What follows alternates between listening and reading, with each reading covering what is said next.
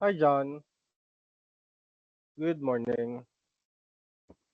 Hello, sir. Yep, today is our last day for the statistics session. And yeah, on Wednesday until Saturday, that would be all for their final output.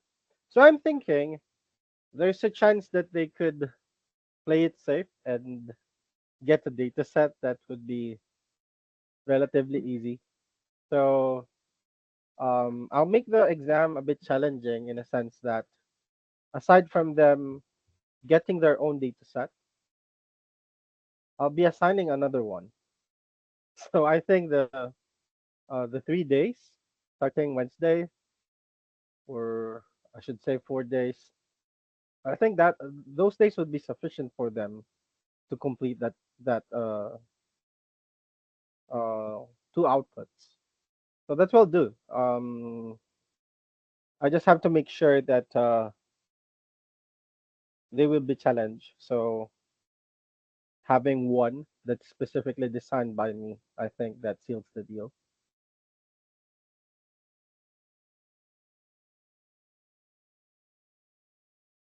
So that's what we'll do. And just like with the other exam, you'll just there to guide them, but yeah, they would not be. Um, I think, it, sir, the data set in which they are the one that will choose is according to Grace. She want it to be like the overall final project for the mm, course. Like they will use it, not the only in all the statistics. yes, not Ah, only I in see. I see. statistics. Yeah, yeah. Hmm. So we only have like 2 weeks for Power BI. So let me think. Maybe we should assign that um Tuesday after the next. So probably July 6th, right? So they have until maybe Saturday, but you don't have to join. I know that um we only have until 7, so maybe until maybe Friday that Okay, sir. they can submit. So yeah. Hmm. Okay, okay. So let me clarify that with the group later. Okay, sir. So yeah. I'll just be on standby waiting for them. Okay, sir. Okay. Yep. Thank you very much, John. Thank you, sir.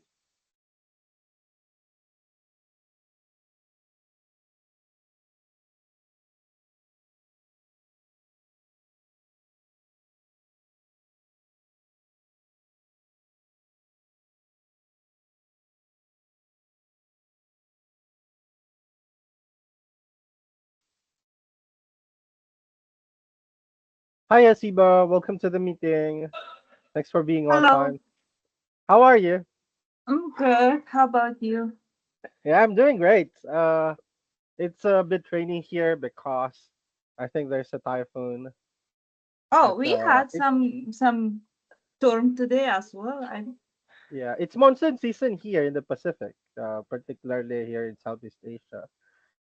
So yeah,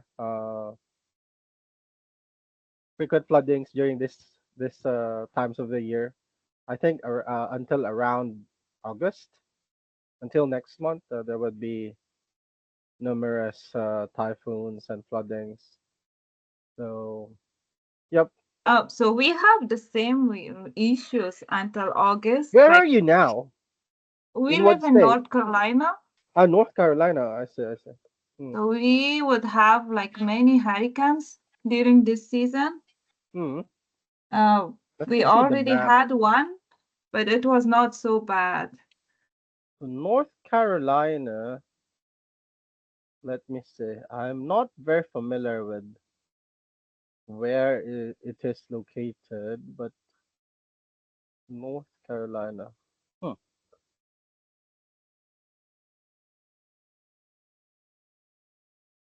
U.S. is just Yeah. enormous in terms of land size. Oh, so you're near the Atlantic Ocean. Yeah, You have an access to Atlantic Ocean. Oh, I see. I see. So you're on the east side, right, yeah, of it's the U.S. yeah. Oh, I see. I see.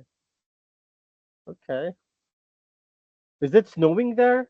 Like No, we don't during have winter? lots of snow. No, Even like oh, it has been 3 years that we never had like a snow. what is the coldest temperature in that area?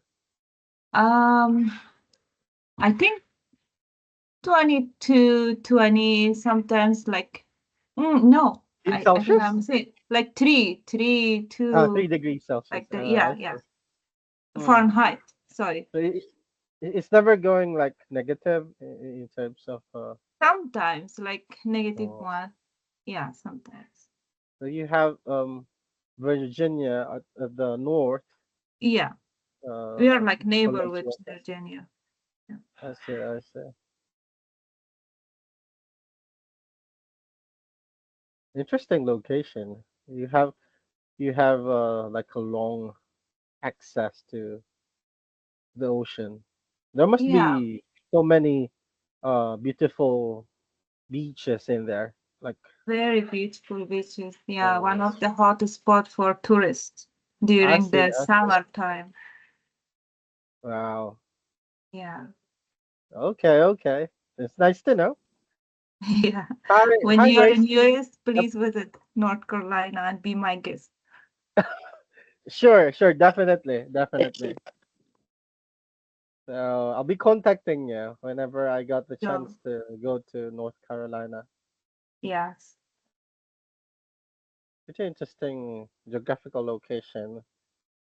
I see that you also have mountains in here, right? beautiful mountains. Like Oh, people overall from United States, when they want to retire, they want to retire in North Carolina. It's a place called Asheville. It's very hmm. beautiful, and Oh, Asheville. Yeah, yeah. I yeah, am seeing it right now.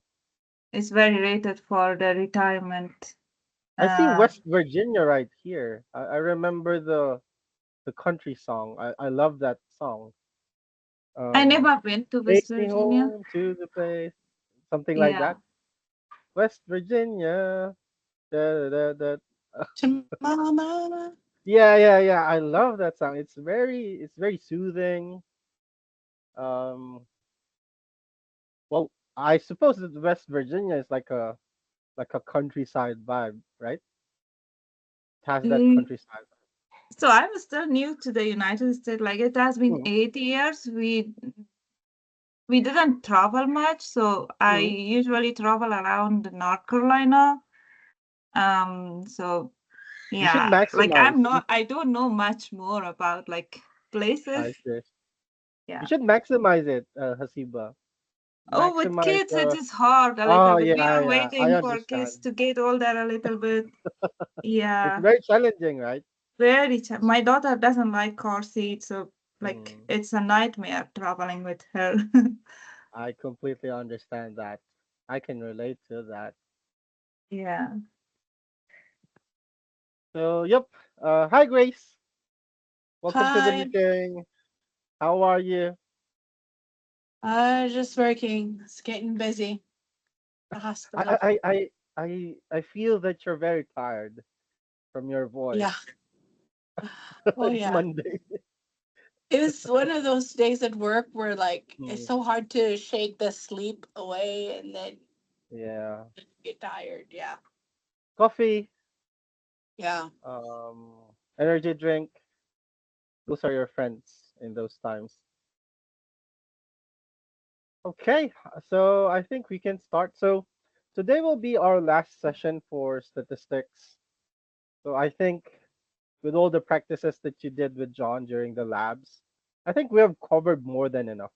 It is not really intention to discuss regression and correlation in the syllabus. You might observe that only t-test and z-test are included, but we also discussed chi-square. I think chi-square is in there, but To put it simply, we have covered more than what is supposed to be covered. So I'm very happy with that. And for today, to close this chapter of the cohort of this course, I want to focus more on normal distribution and some things, some concepts such as confidence intervals. What do we mean by that? And estimates. Okay, so that would be our focus in this session. But just to give you an update on what to expect on the exam. So the exam will be on Wednesday, and you have until Saturday. So I'll be giving you a raw data and probably around 5 questions, 5 to 8 questions that you need to answer.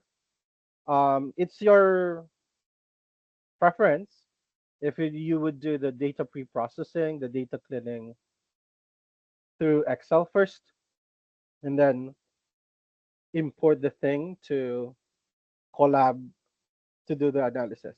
It's all on you, but you cannot do the analysis all in Excel.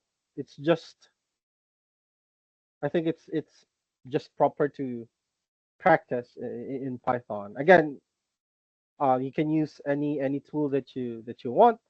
You can use Gemini, you can use ChatGPT, you can do googling, anything that would accomplish the goal. Okay.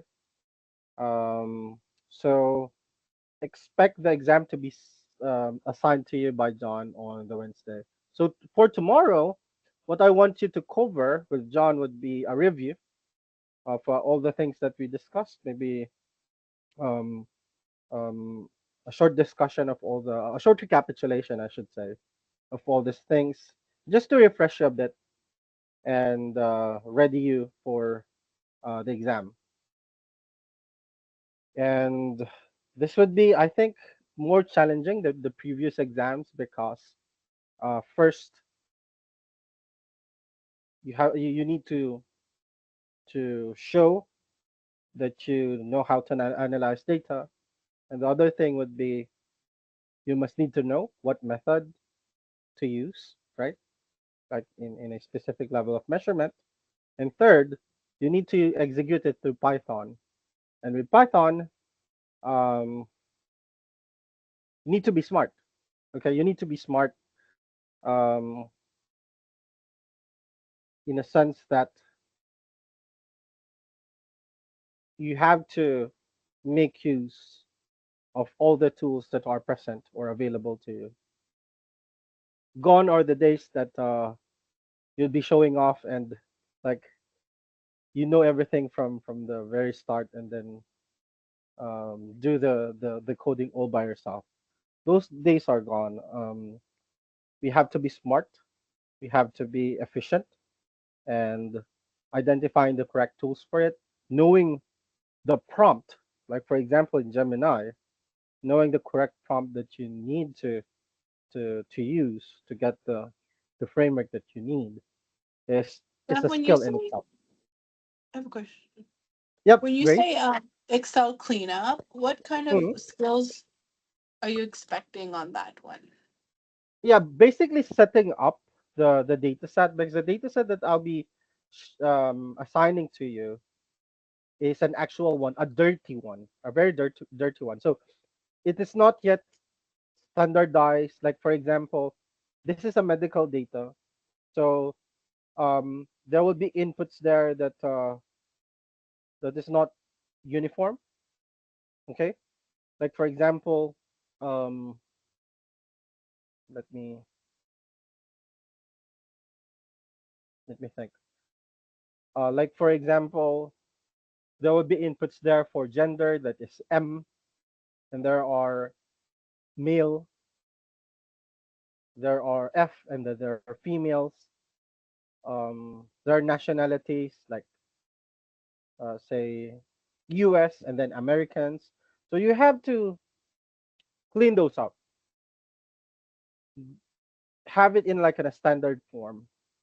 Okay, you also need to look for typographical errors such as um, one one male is lowercase m and the rest are with capital M. Those kind of things. If Are you gonna be looking for like having missing data in there and we decide Mhm. whether to delete or include kind of thing or Yes, supplement I'm with also expecting that. I'm also okay. expecting Okay. to see how you would think. How would you decide? Again, um, think of it as like a consultancy work. Okay, you've been assigned this data set, and most of the time, this is what's happening when you do consultancy work, especially with companies. They don't know what to do. They don't know what to see. They will just give you data and just they would just tell you, okay, we want to maximize our sales, just like that. But they're not even giving you like a structured thing. That's the So should we reality be of taking consultancy. out outliers or no, not necessarily? It's your call. It's your decision. I just want to know how you think and how you decide. Like you, in order for you to see the outliers, you generated a box plot. That's already a plus to me, and you saw an outlier, what you did was you looked into it if it's a valid if it's Right. a valid observation and some related inputs to it, and decided, okay, if I would retain it, it would affect my descriptive measures and so on and then other stuff. So you decided to remove it. So those kinds of thinking is what I want to see from you, because in the future you would be needing to explain that, okay, to your client, like why did you do this route? Why did you decided to do imputation, or why did you decide to do regression? So you have to explain that to them. What are the repercussions of doing that or doing this? Um those reasonings behind the methods that you do, those are important, Grace and Hasiba. So that's what I'm expecting. So there must be a narration. Okay, there must be a narration of why did you apply a certain type of analysis or method. Then of course visualizations, right? So And with then visualizations, for submission, hmm, will there be multiple files involved, or were you supposed to include it all within Python and then submit it in like a PDF? okay, that's a question. That's a great question. So you can utilize Colab with that. You can just use the text. The text. There's a Okay. plus code and plus text in there, right? So Mm-hmm. you can actually use that and save it as a PDF, and that would be perfectly fine. Or alternatively, just share the link to me so that I can see Oh, the the link to the progression of notebook. stuff. We could do that too. Okay. Best if you can do that in just The one PDF notebook, in one notebook. in just Yeah. one single notebook. Yeah. So this would be the final challenge on that. And um, your suggestion about the final project, I like that. However, I don't want you to play safe. Okay, your the data set that you will choose must be difficult enough to be for you to be challenged. Oh Okay, boy. that makes sense. So that there would still be this feeling of accomplishment, and it's not just like, yeah, we have submitted our work and we get our certification. So I want to make sure that you would still be challenged. Okay, because there's a tendency that if you would be choosing your own data set and own problem, you'll be choosing the one that you're comfortable with, as compared to I'll be the one to choose it to choose, and I know that you'll be Well, challenged. I mean, we could just like do like a Kaggle database or something, right? Like, is that cleaned up if we do something from there? Where did we Yeah, do in that's SQL? We did that's what database was? possible. Yeah, that's possible, Grace. However, the problem with Kaggle datasets, some people are sharing their solutions to it. Oh, okay. I So didn't. yeah, there's that section in there where people share their solution to that data set. So I want it to be your own personal product. Okay, so I might try to avoid having that kind of issue. Hmm. What if I'll be the one to assign you because I have tons of actual data sets here from my consultancy work. But let's see. You can just send it to me, the data set that you want to analyze. Even maybe ask your company, and we'll just sign a Yeah. confidentiality waiver, right? You sign a Yeah, I think as confidentiality long as waiver. it's de-identified, Yes. it would be neat to like if I doesn't have to be, but it would be neat if because I already work with a Mhm. database, patient database, that I end up doing a project with this class that is actually presentable at work. That So would be the better option right. for us, Grace. Yeah. Your organization would benefit, and you can showcase your skills to them. Hey, here's the things. Here are the things that I was able to identify from the analysis that I did.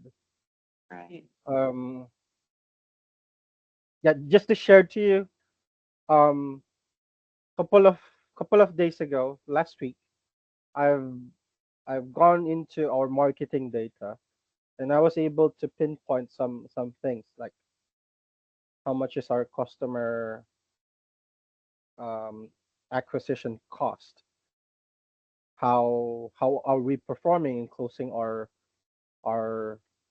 leads, those kinds of things, and I'm trying to understand how we can optimize it, make it more efficient. So organizations really benefit from having their data analyzed and having this data backed decision. They would love it. They would love it. So if it's possible for you to get that, then yeah, that would be the best option. Hi Jeff, welcome to the meeting. So we were just discussing about Yeah, what's the going? final project for the course, and yeah, we are trying to look for the best option for us. Either I give you the data or you choose your data and um, use that for the final project.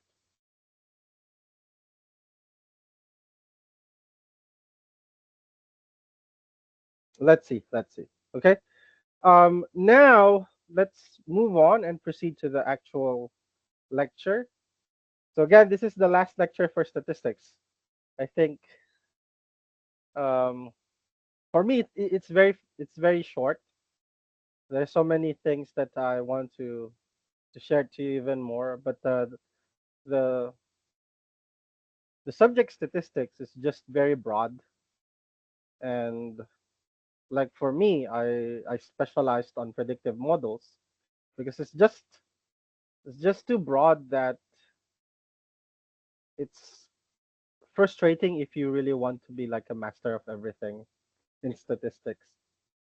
So maybe you have this um misconception about statistics being just a one field, like a uh one narrow field, but in reality there are so many methods. There's so many um specific things that it would be impossible for you to know and master all of them. So you just have to pick your own specialty or specialty. It's like medicine, right? You can focus only on maybe um, the heart, and you specialize on the lungs.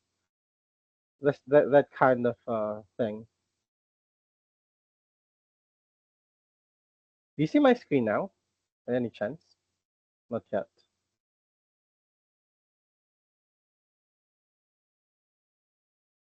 Am I sharing now? No.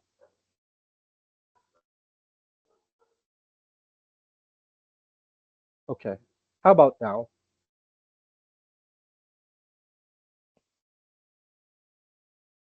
Okay. Thank you very much. So yeah, for the first 15 minutes of this class, let's do a quick recapitulation of the things that we discussed. So we learned that mathematicians and statisticians in the past were able to make sense of the events that were happening around them, and came up with this mathematical equations to try to explain, okay, the chances of occurrences of those events. And we started out with an example where there are only two um, outcomes, and we said that we can model the probability of those outcomes, either the success or even the failure, through binomial distribution, right? We can use it in order to predict what is the probability of getting, say, 5 heads when you toss the coin, a fair coin, say 20 times.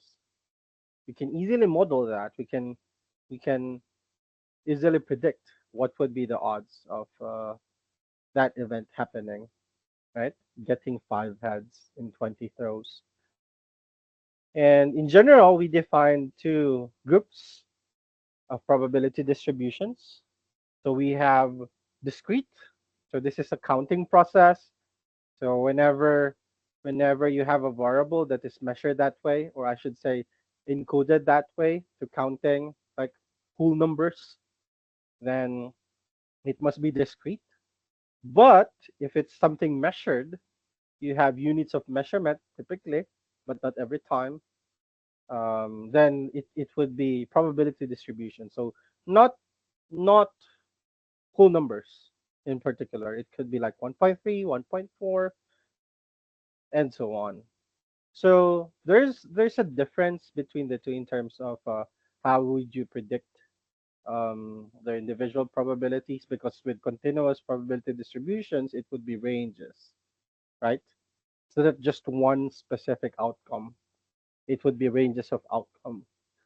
So we have defined here three probability distributions, but again, take note that this three are not all that is under discrete probability distributions. There are so many more. There are so many more discrete probability distributions that we were not able to talk about. But these three, most of the things that you can model would be under this three, right? So we have the binomial. So when we speak of a binomial distribution, we have two outcomes, success or a failure, and we said that we can answer these kinds of problems like identifying the defective or non-defective in your production line, predicting whether a firm will get the contract, predicting if whether a student will pass or fail a course, and so on. And we have discussed conditional probability before. So this understanding about whether a success will occur or a failure is dependent on other information that are associated to them, right? So, like for example, predicting the success of a student in a course would be dependent on the number of times he was absent, or he or she was absent, right? So the number of absences would be detrimental. The more absences you have, it is more detrimental to your odds of success, right? And maybe thinking about a positive one is the number of hours studied. If you invest more time, this is just a simple function, right? The amount of time you invested, the amount of time you have gone through preparing for something, it increases your odds of success. And you can think of it. It's not only about studying. It's not only about passing a course or something. Even in real life, the more you invest in something, even in sports, right? The amount of training that you do is directly affecting your odds of success. So you see like Usain Bolt preparing 20 years to run just couple of meters, So we have the challenge for us is to look for those variables that are significantly affecting, whether positively or negatively, the success or the failure. Okay, so that's the challenge, and that's called statistical modeling. We want to understand the fluctuations, the variability in predicting the success and failure. And one way to do that is to look for those things that are associated to it, right? You can think of so many examples for this. Um, you can think of so many setups in which you can apply the idea. And we have gone through this example about combinations. So this is a basic mathematic. No, I don't think it's correct to say basic. It's a bit advanced or intermediate, I should say, concept. So combination is like how many ways you can arrange um, a series of objects or numbers disregarding its order. So this is significantly different from a permutation in which order matters. So for example, you are betting on a lottery, and the lottery needs you to choose four numbers from 1 to 9. Okay. So you, for example, chose 1, 5, 3, and 4.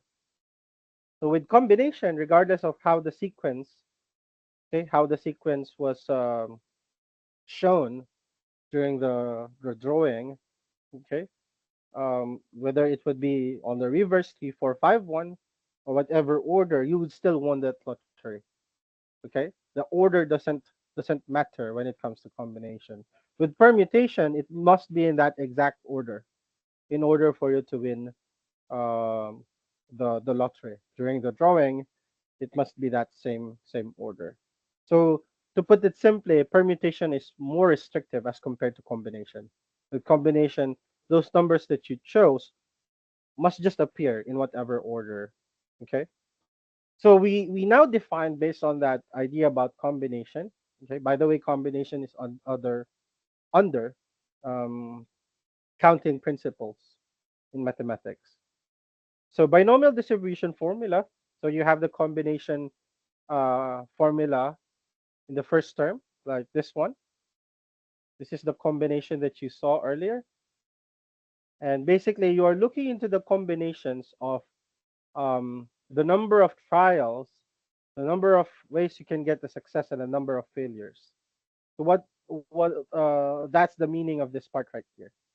You are looking into the combination of successes and failures, and then you are now looking into your probability of success. So your probability of success, since these trials are independent from each other, right? We have defined that. We have defined that in a probability distribution such as binomial. Okay, well, specifically binomial, the trials are independent from each other.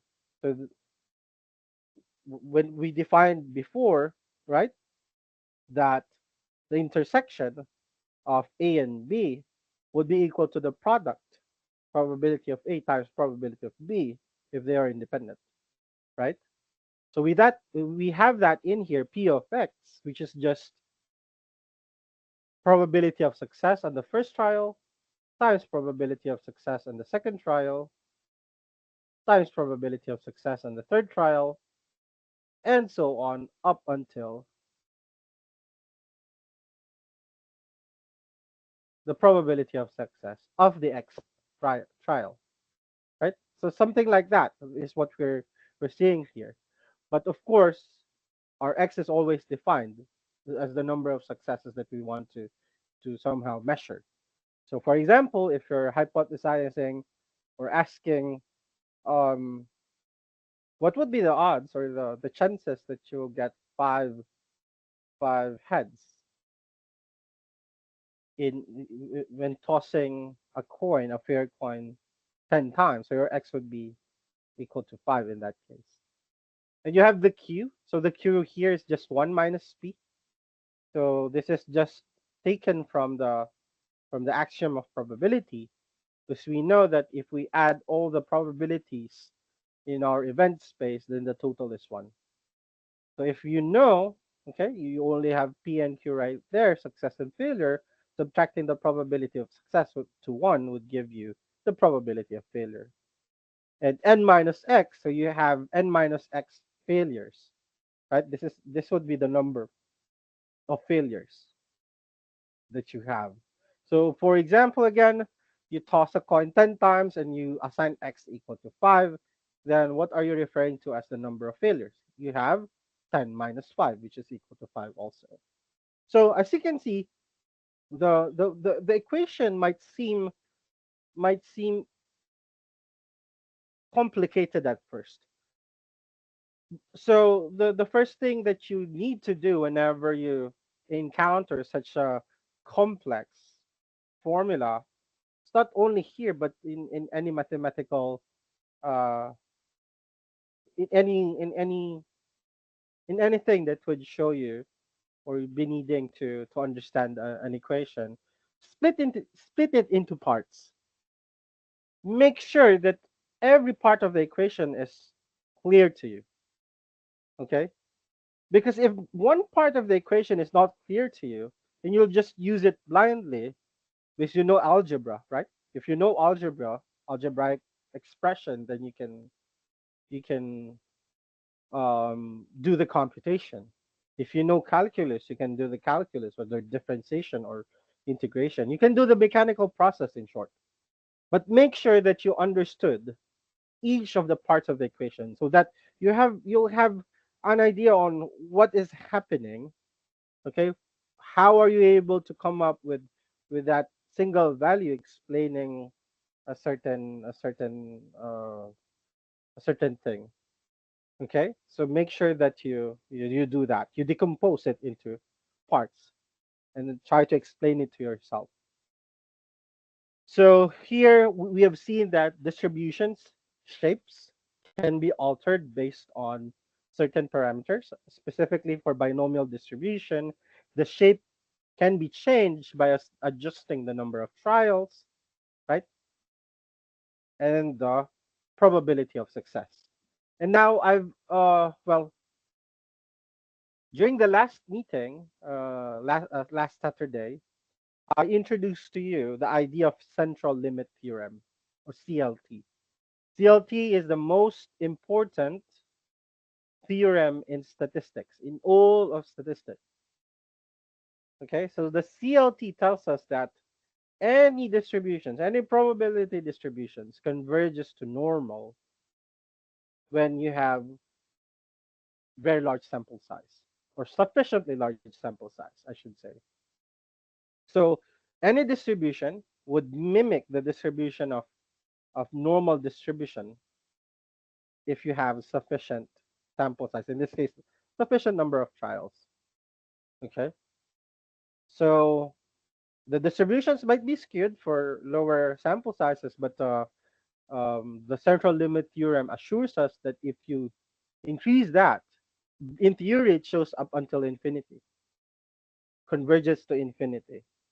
Um, any distribution will converge that to that of a normal. It's extremely important. It's extremely important because computing for probabilities under a normal curve, normal distribution is very easy. It's relatively comfortable to do computations under a normal curve as compared to other distributions. There are properties that have already been established that allows us to do that. And we will see that later as we compute for z values. Okay, and we have defined this statistics that we can define or derive from a binomial distribution. We said that the mean is equal to n times p, which is the number of success or number of trials times the number of or the probability of success.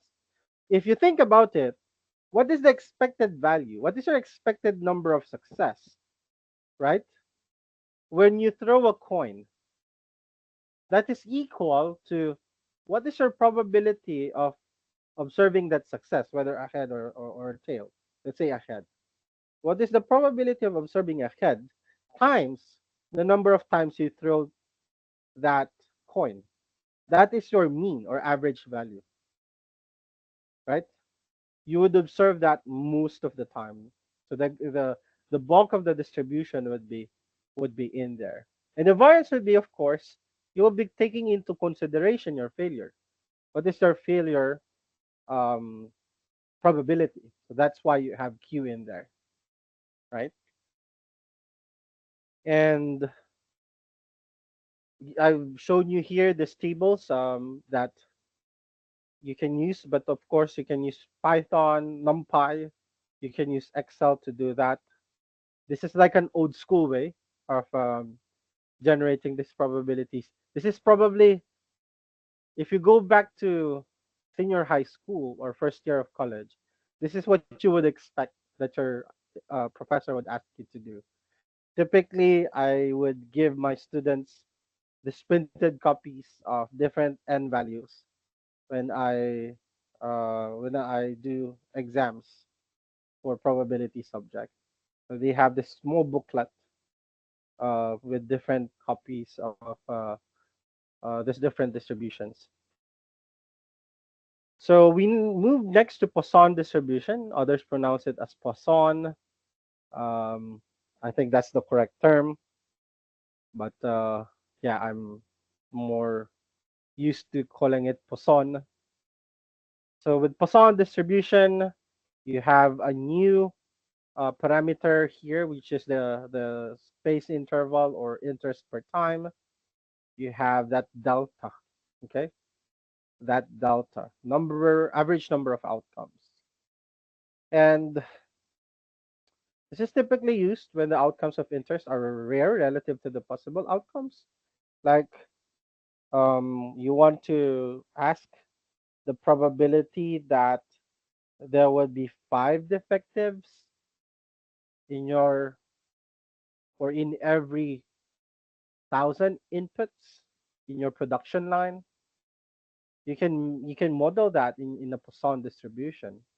So you might be thinking, Jeff, where can we get the delta? You can do the delta. You can do estimate that through sampling, right? We discussed the sampling procedures before: simple random, stratified, systematic sampling. So that's how you can have a value for your delta that you can use in the prediction. Okay. So this is the formula. So it's much simpler as compared to the formula for binomial distribution. So basically that delta t, so for example, your t is 1,000 units and you are trying to um, say 5 out of that would be defective. So your delta would be that rate, 5 out of 1,000. And your x would be the number of successes, the number of defectives that you're trying to solve for the probability of occurrence. So that would be 5. And just for a while. And then you have the E there, which is a constant. That refers to Euler number. That is equal to 2.71828. This is just a constant, okay? It's appearing in so many uh, formulas in physics, in statistics, and even in pure mathematics. Just an awesome number. The genius of Leonard Euler. And then you have in there x factorial at the bottom, which is just if you have 5 in there, it is equal to 5 times 4 times 3 times 2 times 1. So that's the meaning of 5 factorial. So, yep, and you have the means and the variance, which in this case, as you can see, are the same. So the means and the variance of variances of Poisson distribution are the same. So it's very easy to remember. And just like with binomial distribution, we also have here a table for the corresponding probabilities given x and delta t. So you see that right here, the delta t is like a 0.10 class width. So 0.10 0.20, 0.30. But in reality, it's not always the case. It could the delta t could be say 0.15, 0.16, right? So this is just an estimate. Like for example, it's 0.10 and so on. But if you use a software, right, such as Microsoft Excel, you can assign a delta t that is not fixed in multiples of 10. You can assign an arbitrary number there from 0 to 1, excluded, of course, 0 and 1. And we have here a graph of Poisson distribution. Similar with binomial distribution, we shift it through adjusting the parameters lambda t. So whenever you change your lambda and t, it would switch. It would um, shift the distribution or the shape of your Poisson distribution. So yep. And then lastly, we have hypergeometric distribution. So hypergeometric distribution is different from Poisson and binomial in a sense that the trials here are not independent from each other. The reason for that is you are doing sampling without replacement. So suppose you have 10 marbles inside the jar, you took one, then the remaining would be 9, and the probability of those in there being selected would be different from uh, before you selected that first one. So if it's 1 out of 10 for the first, then it would be 1 out of 9 until you exhaust the number of samples that you need to take. So whenever you do sampling without replacement, then the trials are dependent. Okay. So if you think about it, if you have say 4 red marbles in there, and you are very lucky because on the first 4 sampling you got all of them, you got all of the red marbles, then for the fifth draw, what would be the probability of you getting another red? It would now be 0. So you see, it would go back to our definition of probability, conditional probabilities, right? What is the probability of obtaining a red marble given that you already got 2 red marbles? Even if you don't get a red one, the probability of getting a red marble would change. It would be more likely because as you reduce your event space, right? As you reduce the number of marbles that you could potentially get, the probability of you getting a red would be much larger. So in short, these trials are dependent. Okay. And here is a condensed version of the hypergeometric distribution. If I would write it in a classical manner, then it would be very lengthy. It would be very convoluting. So this is a shorthand way of doing that. But the C's that you're seeing right there goes back to this. So if you expand that formula, you would imagine that this is very lengthy, right? This formula for hypergeometric distribution would be lengthy. So that's why we presented it this way to, for it to look more compact.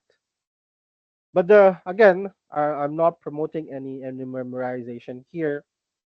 Um, we just have to focus on what do we mean by hypergeometric distribution. So n trials in a sample taken from a finite population. And it is concerned with finding the probability of x, the small x, successes in the sample where there are x successes in the population. What is the probability of getting 3 marbles if you have 4 marbles, red marbles in the population? Okay, so that's how you think of when you uh, think of using hypergeometric distribution. So it's quite different from binomial distribution, right? With binomial, you're only looking at 2 possible outcomes. In here, you're not. In Poisson distribution, you have a segment, you have an interval. You don't have that in here. So when you try to compare hypergeometric to the first 2 probability distribution, it is significantly different, and it's quite difficult to confuse it with other probability distributions. at least the first two that we talked about. And we have gone through this example that we have three light bulbs, okay, and we took it from 10. Out of the 10 forward defectives, what is the probability that 2 out of the 3 selected are defective?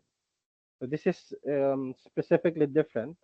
This example, the nature of the question is specifically different from the type of question that you would typically ask from a problem that can be solved by either binomial or Poisson distribution. Okay. To me, I would be honest with you. If you would compute this manually, this is the most likely that you would commit a mistake. To be completely honest with you, because looking at the formula, it gets very complicated once you expand that combination. When you expand that n minus x and small n minus x, that would be on this form. And you would do that for each of those c's.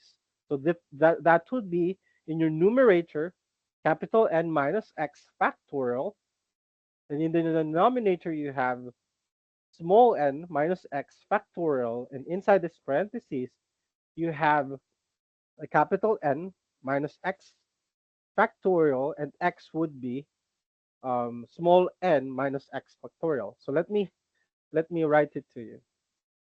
Let me write it for you. So this one would be equal to n minus x factorial. Why is it doing that always? For some reason, it always does that. That spike when I write. I can't identify the reason for that. So you have n minus x factorial in your numerator, and in your denominator you have x, which is supposedly small n minus x factorial, right? And then the small n right here is this term, so that would be capital N minus x factorial minus this x right here, which is your small n minus x factorial. So this is just one term in your hypergeometric distribution formula. So you have to do that also for this one and for this one. So the computation, the manual computation for hypergeometric distribution is really complicated relative to more complicated relative to the first two. Okay. So the good thing is we can make use of technology, right? If there's a way for you to do it more efficiently, why bother showing it manually, right? That's my point whenever I say make use of the technology that is available to you in order to do your work efficiently. So here I just made the computation in a shortcut manner. So the 6 times 6 in there was computed by doing the combination formula in each of these values, and then dividing it by the combination of n equal to 10 and x or r equal to 3. So it would result to 3 or 30%. So the probability that 2 out of the 3 selected are defective is 30%. Okay? And now we ended there last meeting. Now we proceed with normal distribution. The most important distribution there is in the world of statistics. And why is it? Why is it the most famous, most used distribution? Because of its simplicity. Remember, the reason why we compute for statistics, why we build probability distributions, is for the purpose of computing probabilities. That's the main reason. Okay? The reason why you are computing for T statistics, F statistics, whatever statistics it is, the reason for that is for you to compute probabilities. Okay? You might be asked in a technical interview, where do you use Z value or T value? Answer it simply. It is for computing P values or probability values. Okay? Those probability values would give you that ability to decide confidently on whether to reject or retain a hypothesis. Okay? From the data, that you've collected through sampling or through sampling, okay, whatever sampling method it is, you process it, right? You process it, you feed it to an equation, and the equation would spit out statistics. And those statistics can now be used in order to get probabilities, and those probabilities now can be used as a judgment tool to either reject or retain a hypothesis. Okay? An example of that would be your t-test. With your t-test, you compute for the following, right? The mean of the first group, the mean of the second group, the standard deviation of the first group, the standard deviation of the other group, the number of observation for the first group, the number of observation for the second group. Okay, it doesn't need to be of the same size. It could be different. One could have 8 observation, the other 10, it's perfectly fine. Okay, because the variances would be pooled, combined together in your denominator. Now, after that, you'll be given a single value, right? When you put it in a formula for t-test or z-test, those are comparable in terms of the formula structure. You'll be given a single value. And where do you use that single value? You use that single value to get probabilities, right? And those probabilities allow you to decide confidently whether to reject or retain a hypothesis. We only have 2 hypotheses, okay? First is called the null hypothesis, which is also called the hypothesis of no difference, the hypothesis of status quo. The other one is alternative hypothesis, meaning it is just the inverse of the null. If the null hypothesis is they are equal, then the alternative is they are not. As simple as that. It's always just the reverse of the null hypothesis. Okay, so always remember that your null hypothesis could be referring to a single value. Say, I'm hypothesizing that the mean number of fish in an ocean or in a lake is equal to 35, right? That's my hypothesis. Now, how can you verify that? You sample that lake. You subtract the average number of fish you caught versus our hypothesis value of say 35. You divide it by the variances and see if that statistic is likely under the assumption that that population mean of the fish is equal to 35.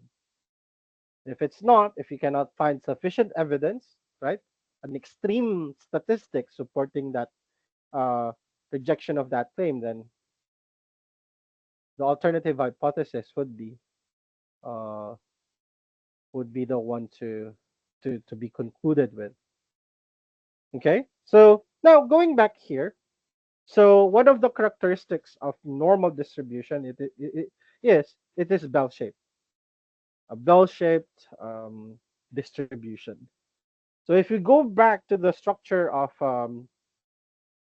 the different distributions that we talked about, none of them actually mimics a normal distribution. So let me show this to you. Binomial distribution, it looks something like this. For different values, of course, right? I'm finding a good resource for this one. Wikipedia would be fine.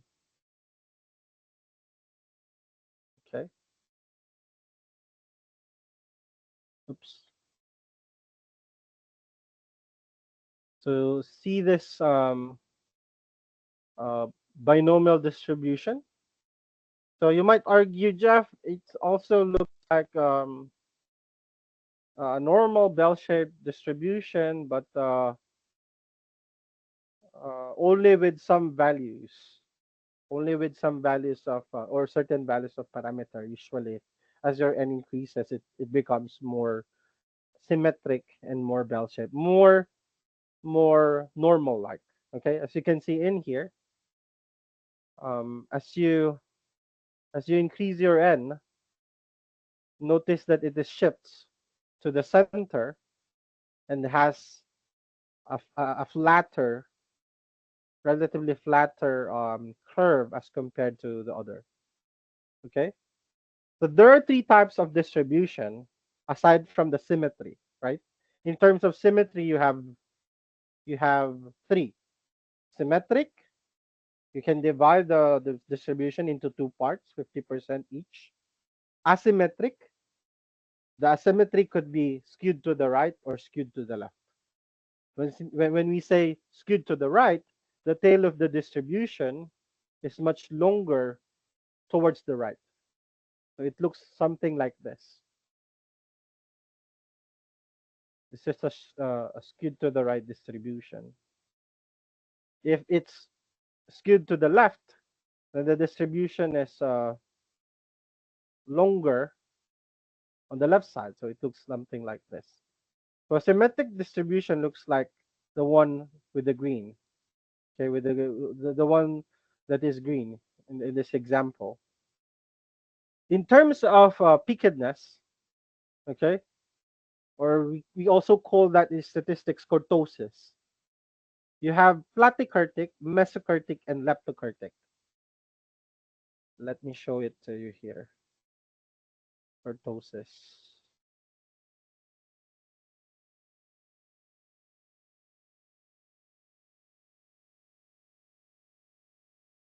I will not go over the mathematics of that. I only want um, the shapes. Platykurtic. Let's start with platykurtic. Platykurtic. I think kurtosis.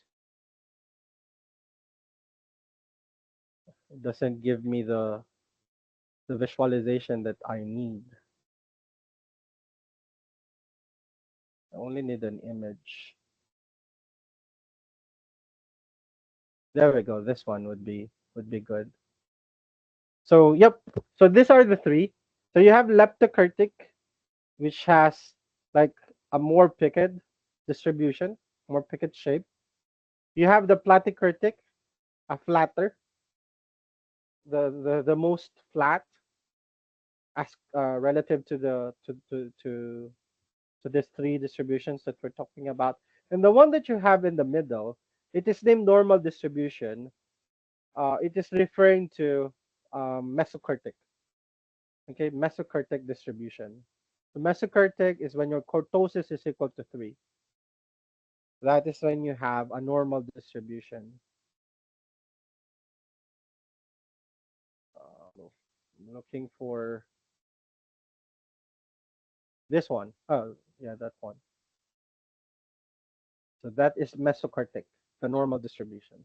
So again, in terms of symmetry, we have skewed to the right, skewed to the left, symmetric.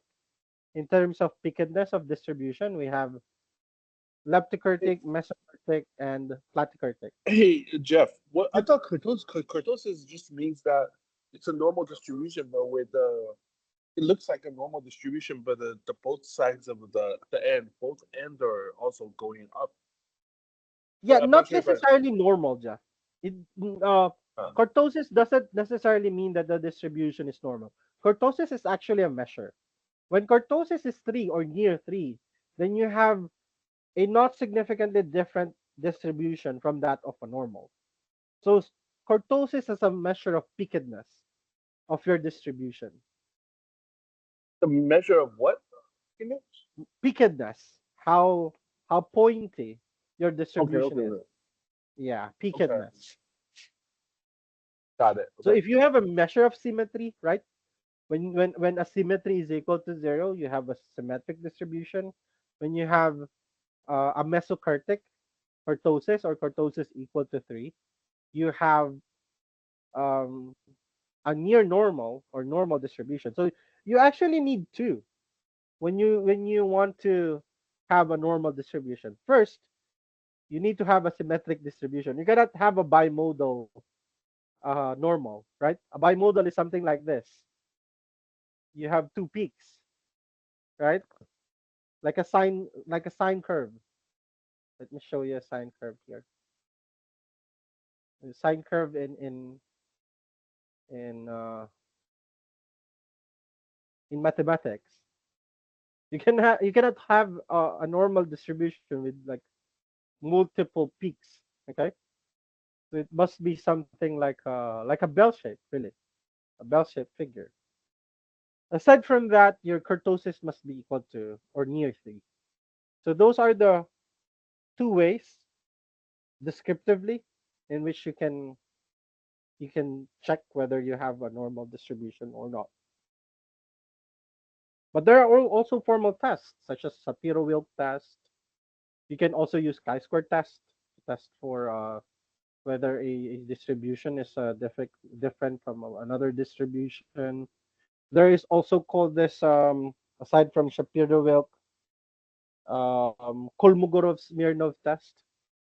Let me show it to you. I think John already introduced Kolmogorov-Smirnov. Its name is like vodka, right? Kolmogorov-Smirnov.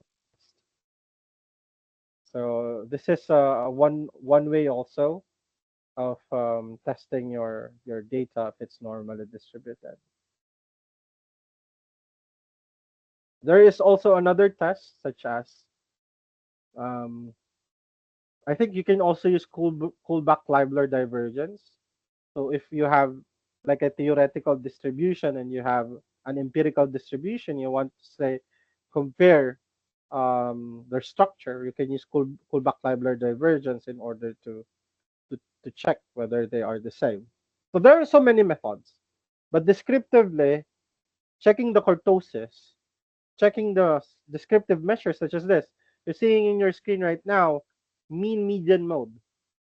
When you have means and medians and modes equal, those three values, then you have a good evidence to say that you might have a normal distribution. Why did I say might? Because descriptives can be misleading, especially if you have small sample size. Okay, so it's always better to test it using formal tests such as Shapiro-Wilk. But it is a good way to see. It's a good way to see whether you have, in most cases, symmetric distribution. When you have this mean, median, mode, I'm very sure 100% that you have a symmetric distribution. But is it necessarily normal? We could not say. Well, maybe if we check into kurtosis, it could be that your distribution is more of a t distribution rather than a normal. It could happen, okay? Because it's more paved. If you compare t distribution with normal distribution, you would see that the t distribution is um, more picked or pointy as compared to normal. Let me show this to you.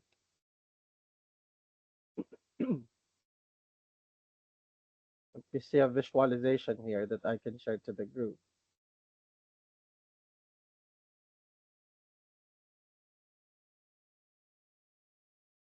This one would do. Of course, this is depending on the value of your parameters, but at least um, this is a good visualization, right? So t distribution has a um, more pointy in a sense that it has wider tails, right, as compared to that of a normal distribution. But as you can see, you can somehow say that both are bell shaped, right? That's why they call t statistics or t distribution as the normal distribution for smaller sample size. And you would find in most statistics books that when they say n greater than or equal to 30, when your sample size is greater than or equal to 30, then you can already use normal curve or the z curve, right? We have run simulations before that even though you reach 100, then you cannot still trust that magical number of 30, right? You cannot you cannot say that once you reach 30, it's already safe that you do normal distribution approximation. So the best thing, this is the reason why if you look into the softwares, okay, the software available, even Python, SPSS, or other statistical software, they are reporting t statistics even though with larger sample sizes. They would still be reporting t statistics instead of z. Okay, so it's just I'm not sure where it came from that when n is greater than or equal to 30, most statistics books they have that, but you should not trust that 100%. You can check it for yourself that even if you increase double that amount, there would be times that it would fail. The normal approximation would still fail, especially for variables such as income. Uh, what are other things? Waiting time. Those variables are inherently non-normal. Okay, inherently non-normal. So yeah, moving forward, I don't want to um, burn so much time with those details, but here location is determined by your mean. Okay, so the location is determined by your mean. So the center, okay, in short, the center of your normal distribution is identified by your average, as you can see in here. Okay, so how can you shift the distribution of a normal curve? It is by increasing or decreasing the mu. And there is this special type of normal distribution where your mean is centered at 0. That is called standard normal distribution. And there are so many benefits of using standard normal distribution as compared to just a regular normal distribution. So let me show you what I meant with a standard normal distribution. Okay. The standard normal distribution has a center 0. Okay. So it's centered at 0. And you have standard deviations of spread. -3 plus 3. Standard deviations away from the mean. So from here, we can derive the so-called empirical values. Okay. I think John went through this with you in the labs, right? John, have you gone through empirical um, z value, standard deviation, empirical rule?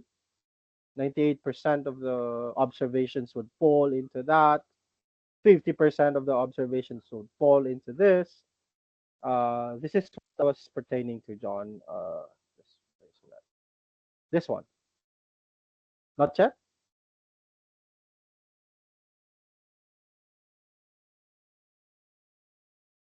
Okay, anyway, we'll go through it. But this is that thing that I showed you. We can center it at 0 so that instead of normal units, we'll have standard units. What would be the benefit of that, Jeff? Imagine you're talking about salaries. You have salaries in your data, and your salaries are of different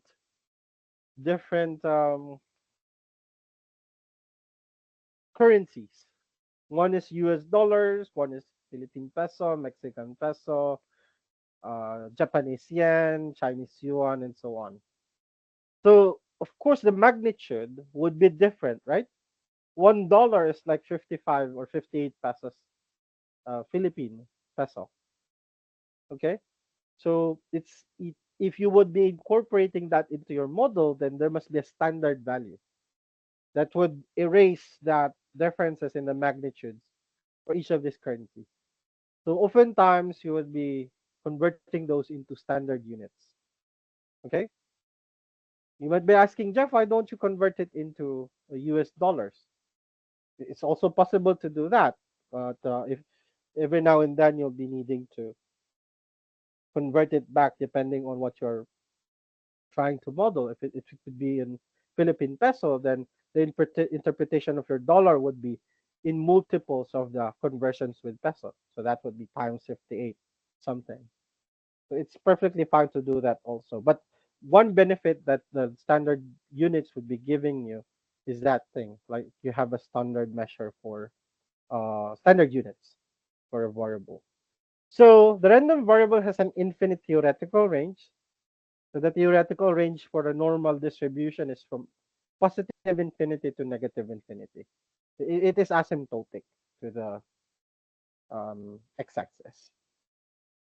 And then you have here, okay, this is quite wrong. Okay, as you can see, I just screw up with the drawing here. This is supposedly this pink line or curve must be centered here. Okay, because these are the different kurtoses that we talked about earlier. So this is the leptokurtic one. This is the mesokurtic one, the normal distribution, and this is the platykurtic. Platykurtic, mesokurtic, and leptokurtic. Okay, so the mesokurtic is the one that is normally distributed. Okay, and the others are symmetric but different from that of a normal. So you might be thinking, Jeff, why? What do you mean when you say different from that of a normal? So let's go back here. So this curve, if you get the if you get the area under that, if you integrate this from negative infinity to positive infinity, if you apply integral calculus there, that is just equal to 1. Why is it equal to 1? To satisfy the axiom of probability that we talked about several days ago. That the total probability of a valid event space is equal to 1. So it must be, if you're modeling events here, the total of those probabilities must be equal to 1, right? So think about IQ in here. If this curve refers to IQ, and this is the average. Say the average IQ is 110. So there's a person right here, okay? Not a person, but suppose that you want to solve for the probability that say 100 people. What is the probability that 100 people out of say 10,000 would be belonging that belonging to that average IQ of 110? You can answer that because we know if this is one standard deviation away from the mean, we later see that there's a way for us to somehow compute, okay, that probability. Similar to how we computed probabilities from binomial, hypergeometric, Poisson. But notice, we're not just after just a single value. We're after a range, right? We are after a range here, not just a single value. So, yep, let's move on right here. So this is just the shift of distribution that we already saw with the discrete distribution.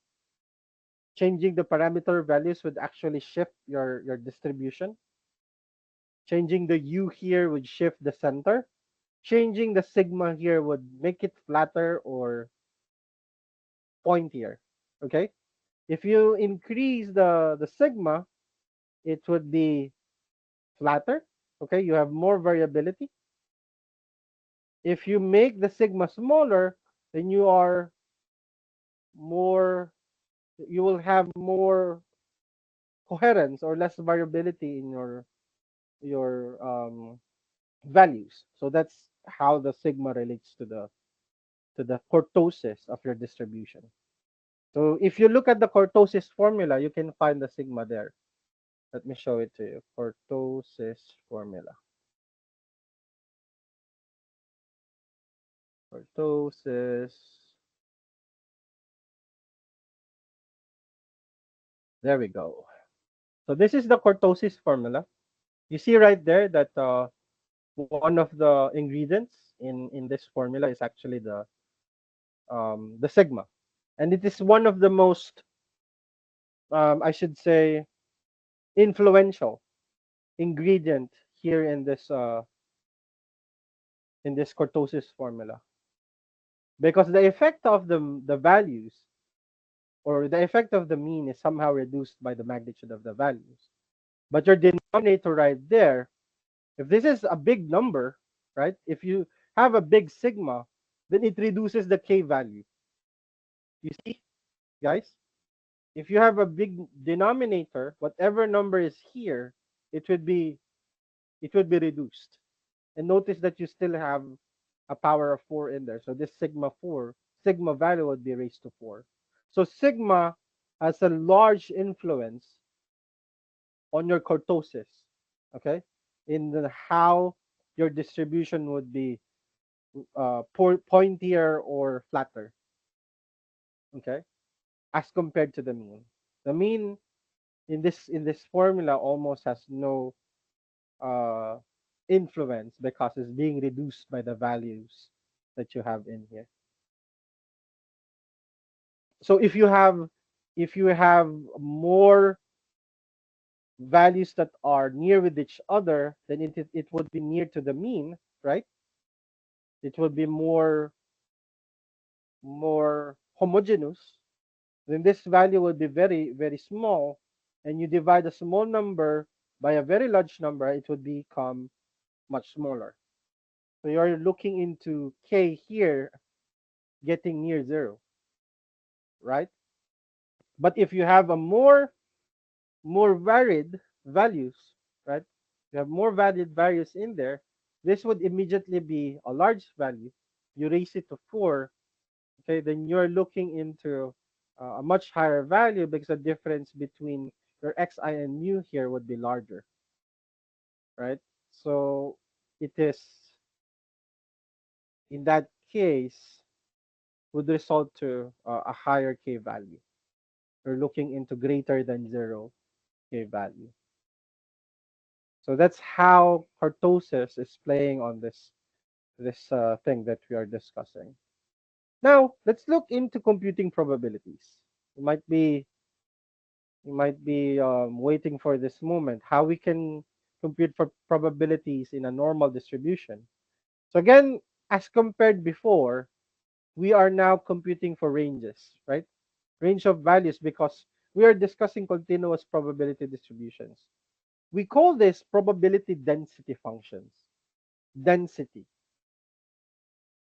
For discrete, we call it probability mass functions. Okay, uh, those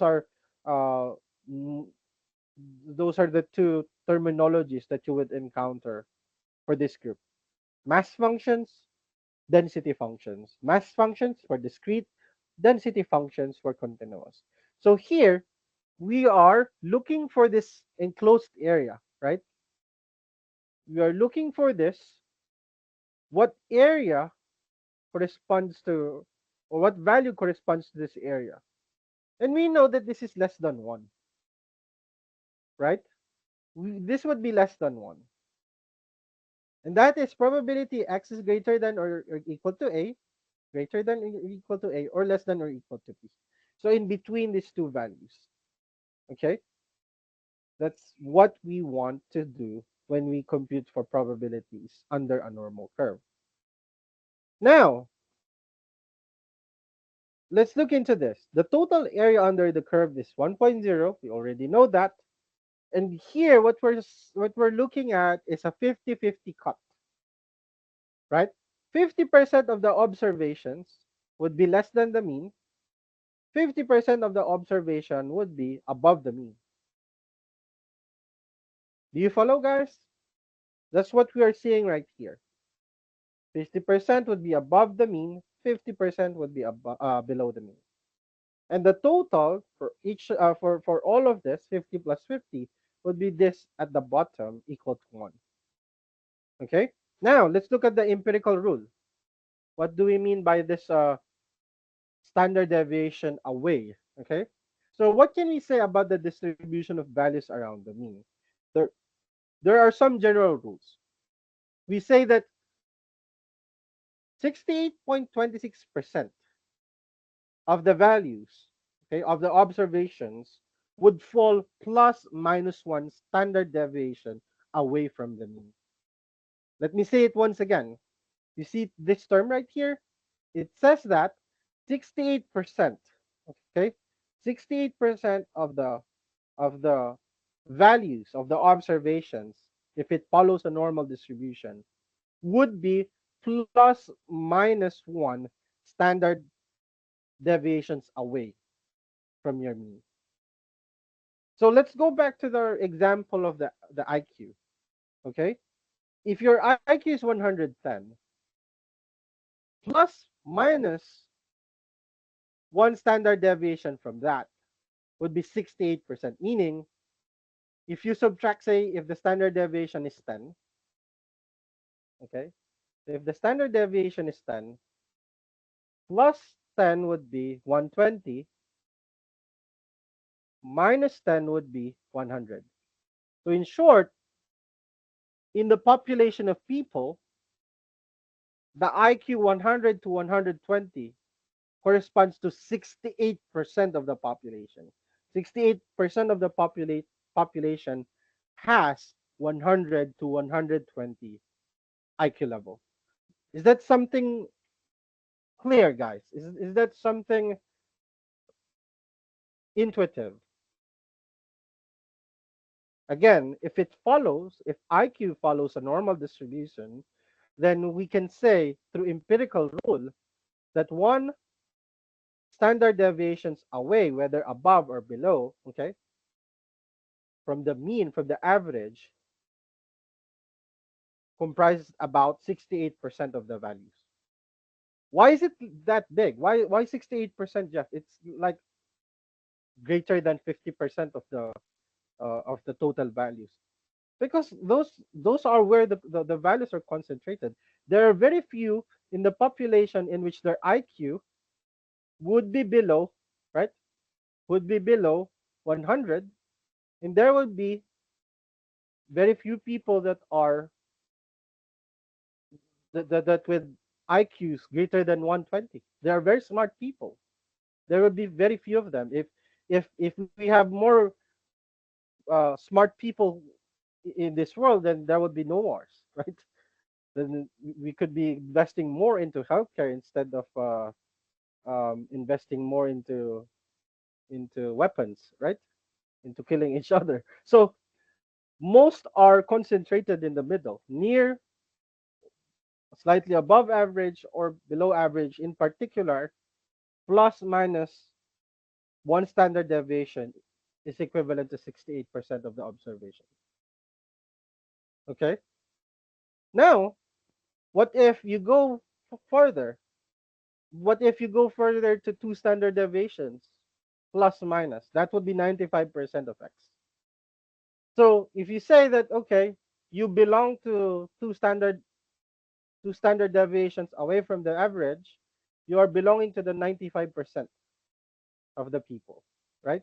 There are very few individuals in which the IQ would be, say, if you subtract 100 by 2 times, say, 20, that would be, say, 90, okay, IQ of 90, and then an IQ of 130. So there would be very few people with IQ 90 or less, and then IQ of 130 or greater. These are on the genius level already, right? An IQ of 130 and above is already considered genius level. And 90 and below, I'm not sure. I'm not sure that what the term. I could not say stupid because there are people with above average IQ, but they act like stupid, right? So I don't know. Maybe there's a specific term that we can use for that. I'm not sure if what they call when you have maybe mental retardation or something, but there are very few, okay, very few in the population that is belonging to that. These are the extremes, okay, these are the extremes. Significant, okay, and then 3 standard deviations away would be 99.7% of excess. So if you're not belonging there, say if you're 3 standard deviations away from the mean, positive, okay, then you are really smart, right? 3 times 10, 30 to 140 at least in terms of IQ. You're belonging to the cream of the crop, they say, the brightest of the brightest, okay? So this is where we say when something is significant, guys. When something is significant, the chances of observing that is very low, but you have observed it, right? Say, for example, you are hypothesizing that the population IQ is 110.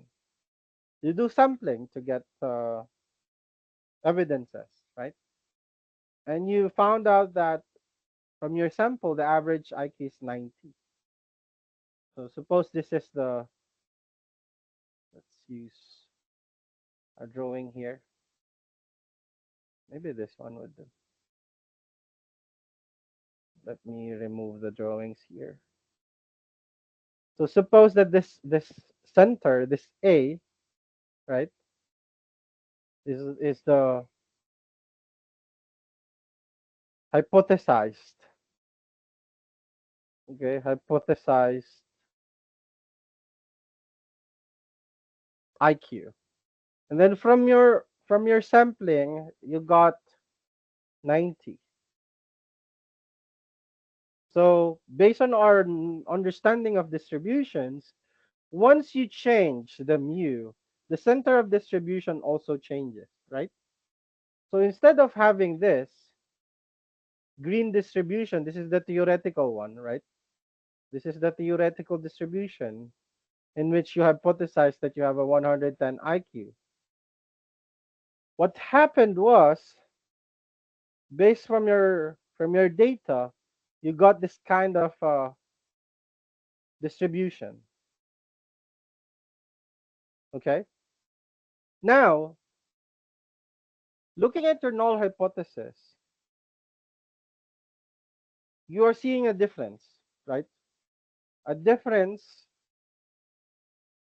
a substantial difference, 20 IQ points. Now, in terms of probability, what probabilities are you actually computed that are from the t or the z values? It is actually the difference.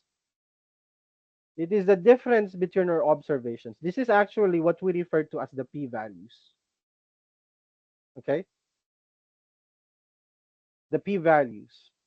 So if your distributions are the same, there would be more overlaps. And the p-values would be very large. Right? The p-value would be very large because the overlap is large. But if the distributions are different, significantly different from each other, meaning if this is your empirical from your data, say X bar, this is the center, and you have the theoretical distribution somewhere here, then the only thing that are common between them would be this very small overlap. Okay, that refers to your null hypothesis that they are the same. And if that's very small, then you can reject it, right? You can reject that the the theoretical mean is equal to that value. Okay, so a much more, I think a better visualization would be this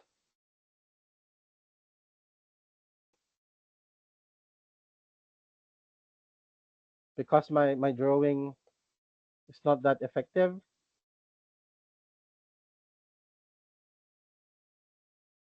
Let me see.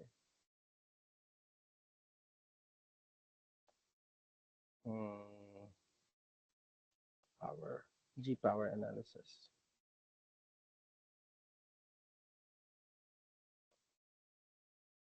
Yeah.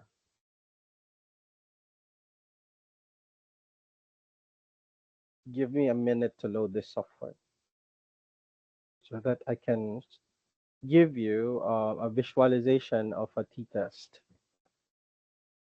Um,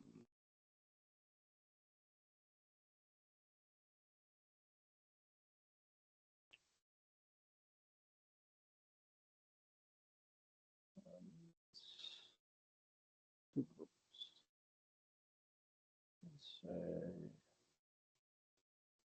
Yeah. So this is the one that I was trying to draw, but my drawing is not that good, not that clear. So suppose you have two distributions here. One is a theoretical distribution. You can think of the theoretical distribution as this one, which is centered at around 3.5, I should say. And you have an empirical distribution that you got from your data, from your sampling, that is centered around at 0. Now the alpha refers to the overlapping between these two distributions. So the larger the alpha, if you make the distributions alike, more similar, this overlap would be larger. Thus, you will be having larger p-values. But if they are more different, if they are farther from each other, okay, imagine that they are farther from each other, then the overlap would be smaller. The moment that your overlap, the corresponding area under that overlap is less than your alpha, less than 0.05, that's when you reject the null hypothesis. Why is it that low, Jeff? Why is it that low? Because the our risk is associated to that, right?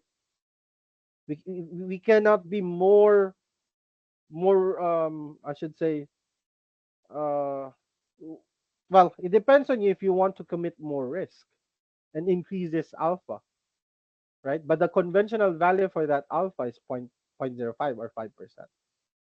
Increasing that alpha increases your exposure to risk. Reducing it reduces your exposure to risk. However, it needs more evidence to detect that difference. Okay? It needs more evidence. If you cannot reject it at 0.05, then it is more difficult to reject it at 0.01. Because that 0.01 and 0.05 difference is huge in terms of whether um, the difference is actually substantial. So you need more evidence in the form of samples. The more samples you have, the greater is your ability to detect that effect, that difference in your distributions, in the theoretical and empirical. So that's what we do whenever we run like a t-test. Now, moving forward, there are these two things that I want to highlight. If a value is about 2 or more standard deviations away from the mean in a normal distribution, it is far from the mean. This is a general rule. Okay? The chance that a value that far or farther away from the mean is highly unlikely, given that a particular mean and a standard deviation. So it's already rare. If your values have been 2 standard deviations away from the mean, then it's already highly unlikely. Okay, but it's not yet significant. It's not yet significant. The moment you reach 3 standard deviations away from the mean, that's where you see significance. It's a little bit over 95% for 2 standard deviations. Okay, but it's already highly unlikely in there. So for a conventional value of alpha equal to 0.05, then you can already reject your null hypothesis. But in terms of really significance, in a sense that it would be between 0.0499 up to, like, say 0.01, then it would be, I should say, the significant part, right? Sometimes if the p-value is equal to 0.05, people would be risking it, but sometimes people would be looking for a much for additional samples just to have a p-value that is not equi- one that is not equal to 0.05. It could be like 0.0499, but not necessarily 0.05. Okay, so we go lower than that. So that this is the two important things that we need to remember with normal distribution. Two standard deviation is highly unlikely. You have like less chance to observe those, and three standard deviation would be more rare. Okay, more rare, 99.72%. Subtract it to one, that is like point 30, 0.28%. It's very, very, very low, very, very unlikely. Okay. Now, the statistics that you will get from a normal distribution is called z. Okay, those are z values. Okay, so z values when you are centered at 0. Okay, so you will get those z values similar to what you get from when you compute for t statistics. Okay, so here the mean is 0. We already talked about this, the standard deviation as well as the variance is 1. So values above the mean have positive values and values below the mean have negative values. So this is also one good property of a standard normal distribution, because with just a normal distribution, it's not it's not automatic that when you're under the mean, you will have a negative value, because it could be that this is, for example, an IQ of 1, this is still a positive value, right? This is a positive uh, value still. So one good thing about standard normal is once you go lower than the mean, since it is 0, then you will have a negative. So it gives you the direction easily. Okay. Now moving forward, any normal distribution with any mean and standard deviation combination can be transformed into the standard normal. So you just need to transform x unit into z units. The formula is very simple, and you might recognize it. It looks familiar, right? Because with t statistics, it's almost the same actually. With t statistics, you have x bar minus mu over standard error. This is the formula for your t, one sample. The standard error is equal to the um, sigma over square root of n. So they are comparable in terms of formula, in terms of the structure, the process. The main difference is the answer to whether your number of samples is sufficiently large enough to do z computation instead of t computation. And you can never be sure. You can never be sure that once you hit that 30, you can already compute for z and not for t. Okay? Because you want to do normal approximation. So most software, even you exceed 100 or even 200, they are still using t statistic instead of z statistic when they are computing for differences. Okay? That's the reason for that. You might observe whether you use Python or R or any other software, they would use t statistic, unless you tell it that you would be using z values. So example here, if x is distributed normally with a mean of 100 and a standard deviation of 50, then z value for x 250 is simply get the difference.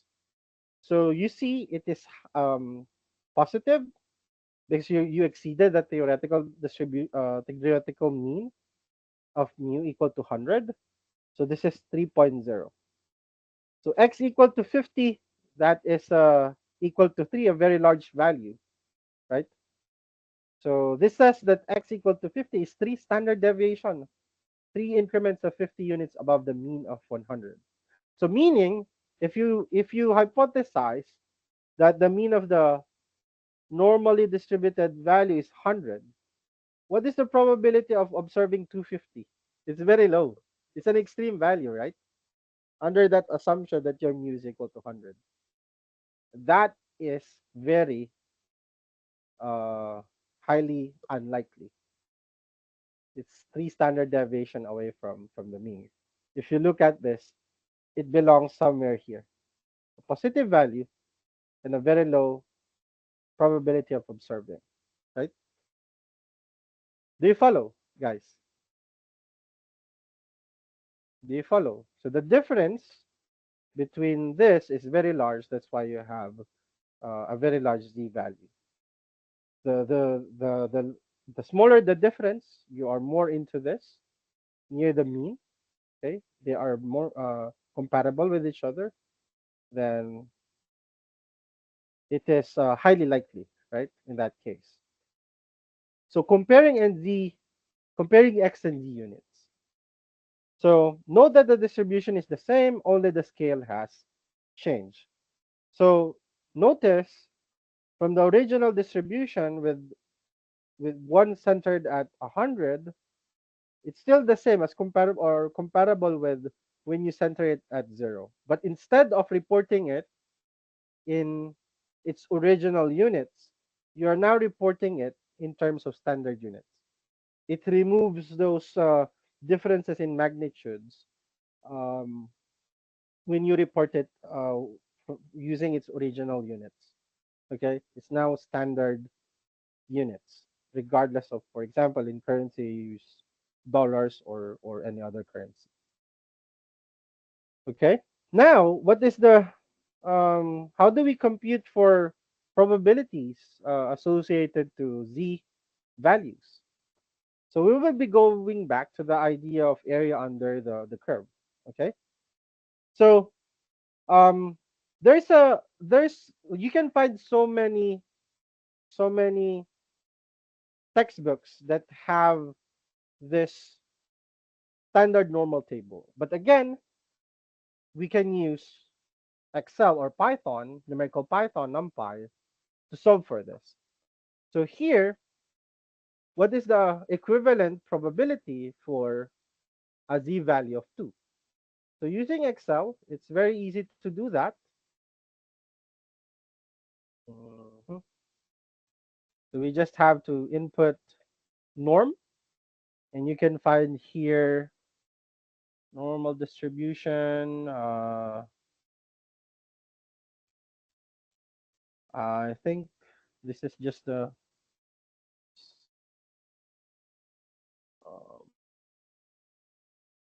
I wonder if this is the standard one.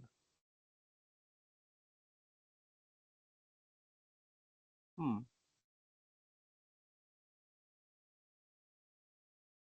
This one is the standard one. So our z value is 2. This is density function. We have 9.97725, and we subtract 1 from it. 1 minus this, and you have 0.02275. Uh-huh. So this is, wait, let me see. We have a given z in here. It's looking only for the right-tailed. Only looking for the right-tailed here. Hmm.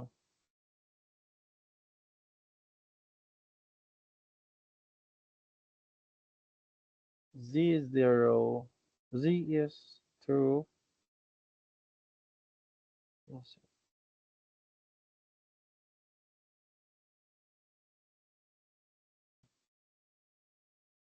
772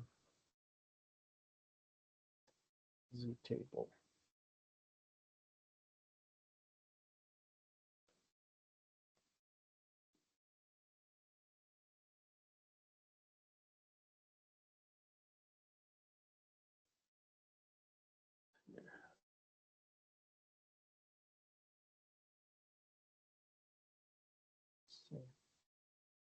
0 and a positive z of 2. I need the right area to the right. 2. This is 0.97725. Yeah, I got the one correctly. It's between 0. I have to subtract. Yeah. So it's 0.97725. And what I need is it's equal to 0. So I have to subtract 50 from it. I figured that one out earlier. So let's subtract 50 or 0.5. So this would be subtracted now. 0.5, and there you go. That's how you get this one. Because we're only looking into the other side. So let me provide you an explanation here. So this is the z table that you can find uh, so many versions of it in the internet. So here you have 0, which is the half. Because remember, you are dividing the z curve into two parts. When you are above 0, you're positive. When you are below 0, you're negative, right? So we're looking into the positive z values, and we are centered at 0 because we're looking only on the other side, positive side. So plus 2, 2 standard deviations away, that is equal to 0.97725. But this 0.97725 is equivalent to this. You might be thinking, why is it that large of a value? Because that 0.099725 is, I'm trying to write.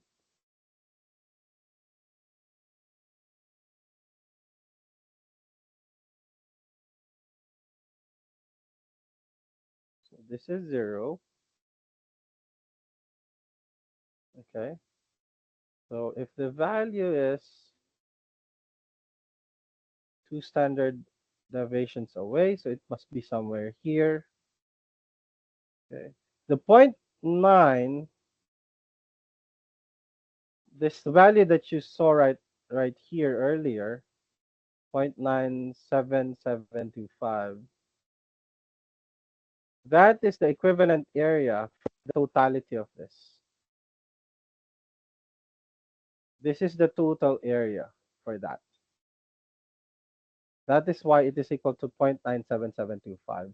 So the remaining area right here, which is greater than equivalent to values higher than 2 standard deviations away from the mean, would be 1 minus this. That's how you will get this area right here. But remember, we're specifically asking for this area, the area in which z would be greater than 0 but less than 2.0. Okay, and that area is this. Okay, the area between 0 and 2 is what we're needed. But we're guided by the definition of a normal distribution, and we know that this side right here is 0.5. That's why when we subtract 0.5 to this, we will get this corresponding area that we need. Do you follow? That's how we get the 0.4772 that we got earlier from this. Okay, we subtracted this by 0.5 because we're only after the positive values. Greater than 0, less than 2. So the probability that that value would fall between 0 and 2 is equal to 47.72%. Okay? Do you follow, guys? Do you follow the computation here?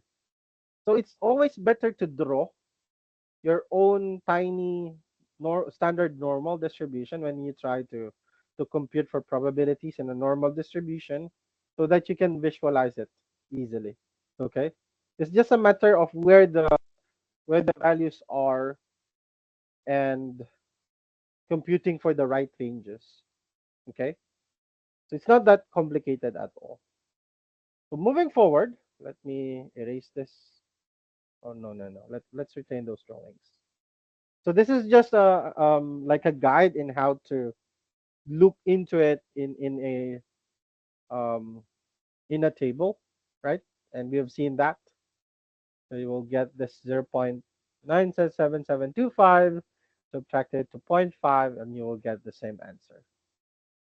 Okay. So that's just this part right here.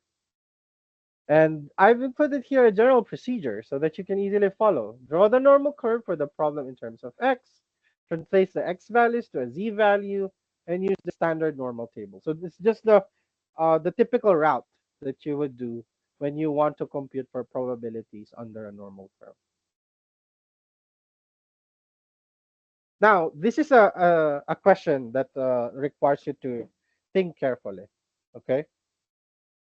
Given these characteristics of a normal curve, why do you think it is not proper to use a parametric test or the statistical test that uses the mean as a central, as a measure of centrality when you have outliers? Again, let me repeat the question. Why do you think that it is improper to use a parametric test, those that uses um, mean as the central measure when you have an outlier?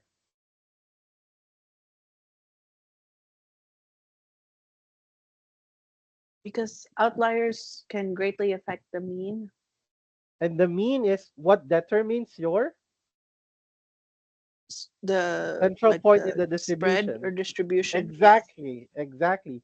So if your mean is very sensitive to the presence of outliers in a sense that it shifts the central location of your distribution, then there's a possibility of what? False positive. It might appear that they are different just because the mean has been shifted to a further location. Okay, so let's imagine that. So suppose this is your okay, it does that thing again. I want you to think about this carefully. Okay, so this is your normal distribution. Okay, and this is your empirical distribution from your data.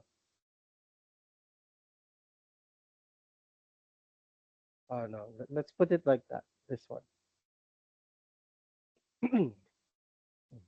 Okay, so these two distributions are different, right? They're different from each other. Their central values are different. So suppose this is 30 and this is say 80. Okay.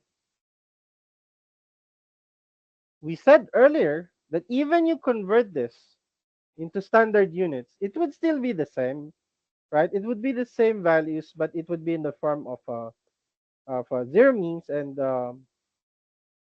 standard units for the values. So even if you convert it, even if you try to say convert it into z values, there would be issues because you would find this. You would find online resources telling you if you have um, if you have outliers, convert it into z values to reduce the effect. Let me show it to you. You can find those guides. Standardization for outliers. We just we just need to follow that thinking that your z transformation wouldn't actually solve that problem, that issue.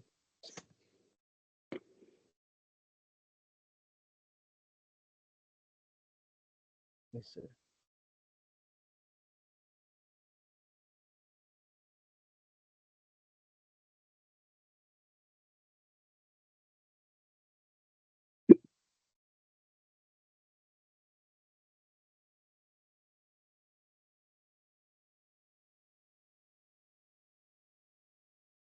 Let's find a good.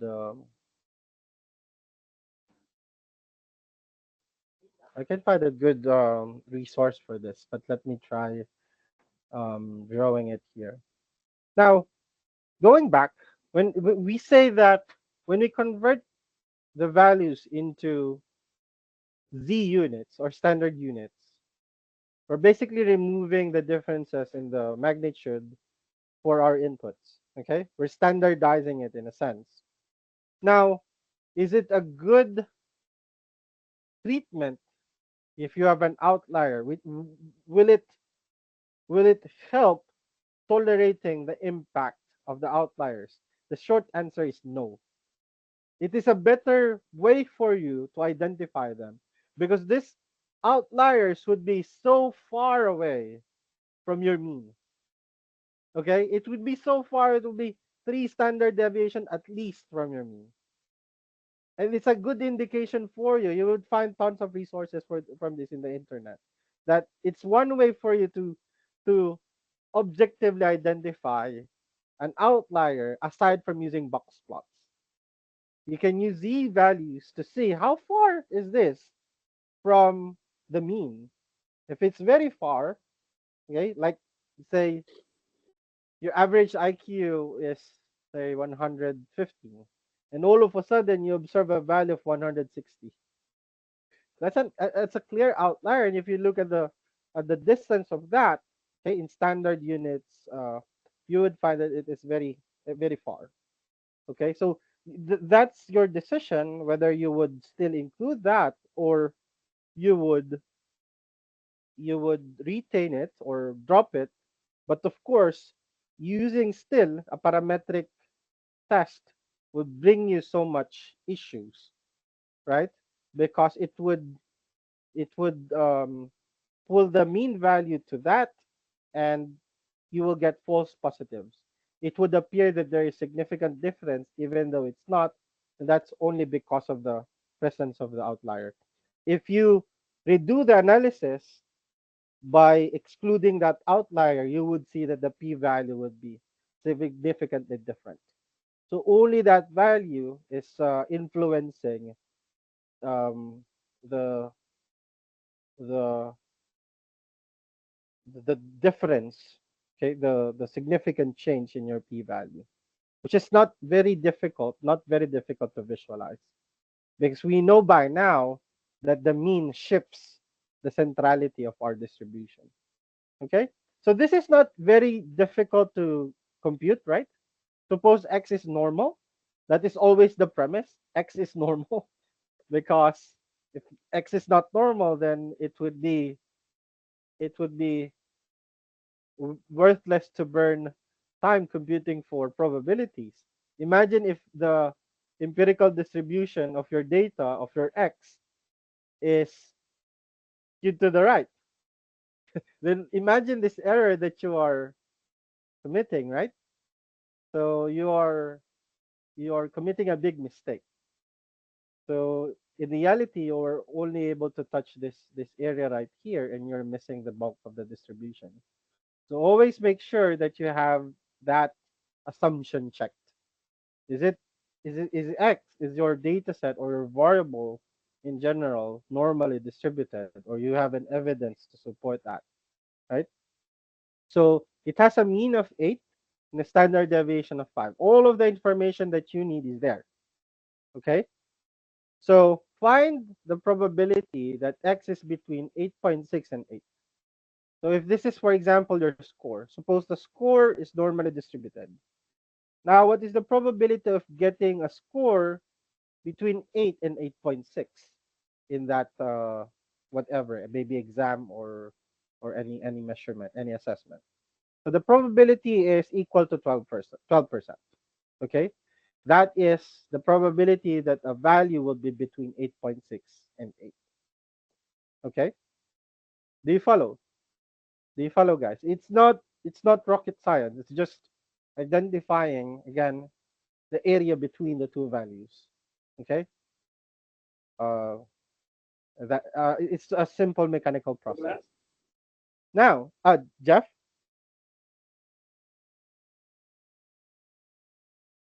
I thought I hear a question.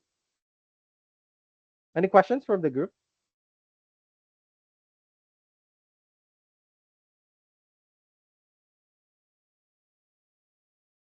Questions, guys? No questions? Now, how does it look like when you convert it into z values? Okay, when you center it at 0, then it would look the same. The probabilities um would actually be the same, right? It would still be the same. So here, no, earlier it was not really probability. We just converted it. My bad. This is just conversion to z value. Okay, we did not solve any probability here of this area right here. This is just converting to a z value. Okay, I did not look into uh, the formula right here. It's just conversion to the z value so that you can center it at 0 and then eventually compute for the probability. So that's what happened there. Compute for z, standardize the value. You compute for 12 standard deviations away from the mean, right? And then using that idea, since we already have the z value, we can look at the table or use a software to solve what would be the equivalent value for that 0.12. So we can use Excel again. Let me show you how we would do that. So it would be a normal distribution with a z value of 0.12 and a cumulative of the true. So this is 0.54776. And we know that this includes the 0.5. So we have to subtract it by 1. So 1, or subtract it to 1 rather. So 1 minus this thing would give us not 1 but 0.5. Why 1? It should be 0.5. Okay. That would be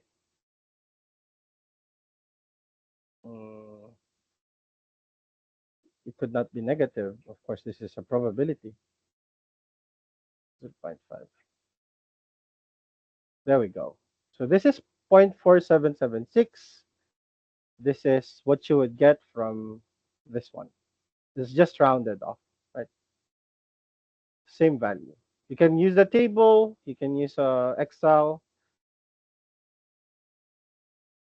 And yep, depending on your preference, you can use NumPy. I think we can run Python in Excel, right? Let me see. I'm pretty sure they have the Python.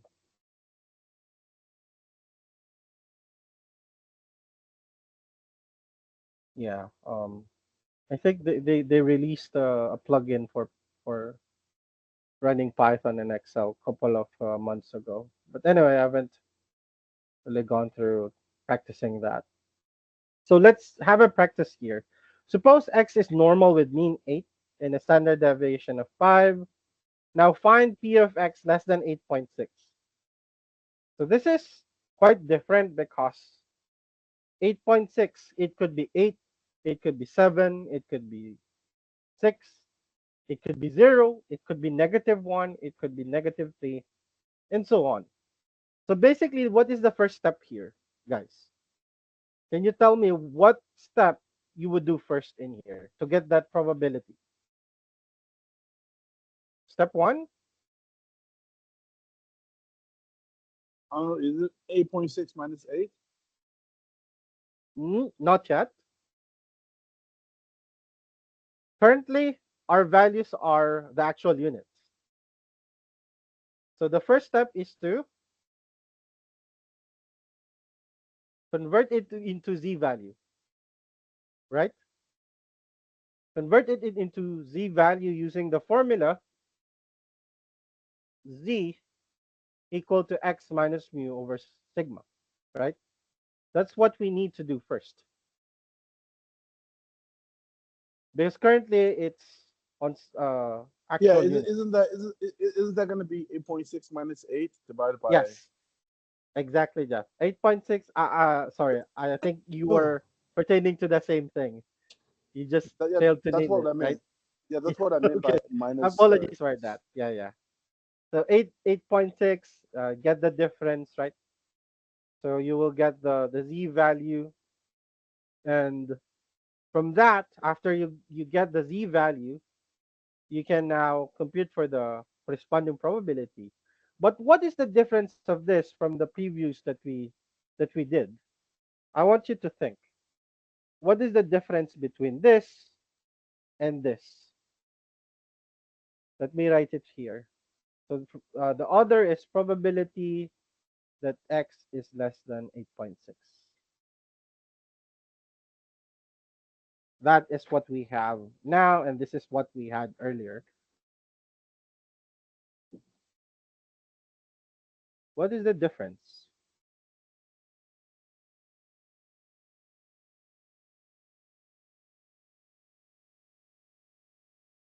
The standard deviation is different, or what?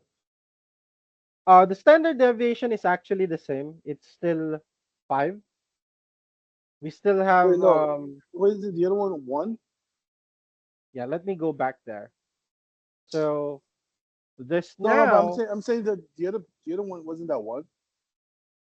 um yeah, because this now is a standard normal Wait, instead of oh the no, I'm normal looking at unit. the.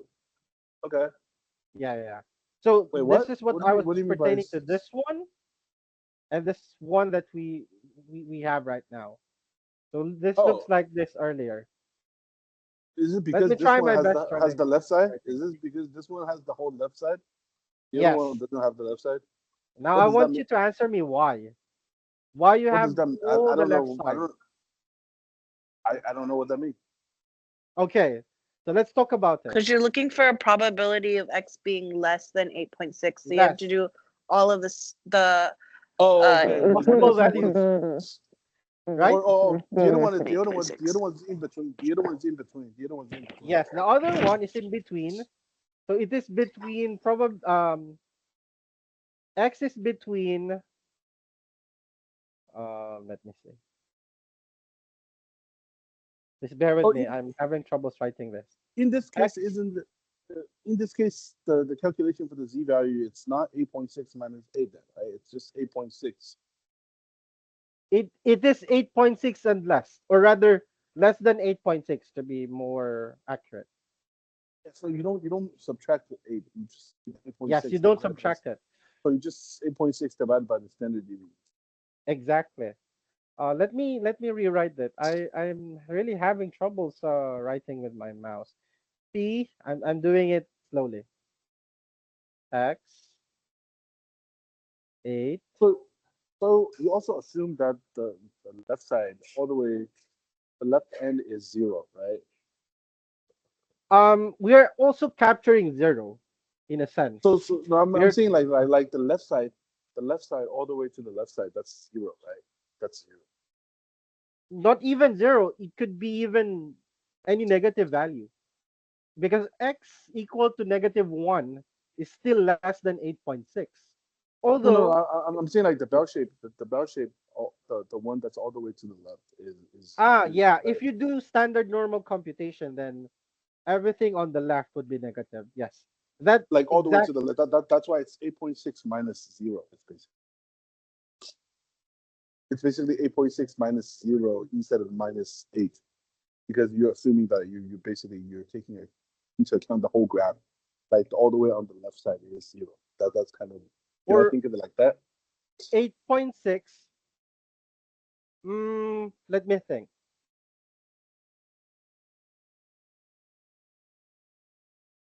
Well, it's not really 0, but the area corresponding until 0. Let me Yeah, show yeah, this yeah, to you. Because the area corresponding, if you converted it already to z value, the area from the negative side up until 0 would be equivalent to 0.5. Still 50% of the observation could be lower than 0. So I could not say that you would be subtracting directly to 0, but instead to the equivalent value of the 0.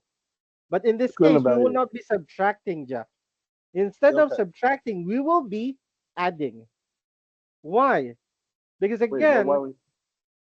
because x could be negative.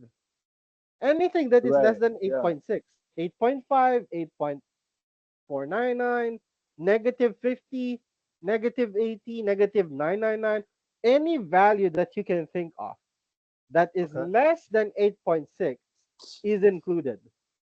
Okay?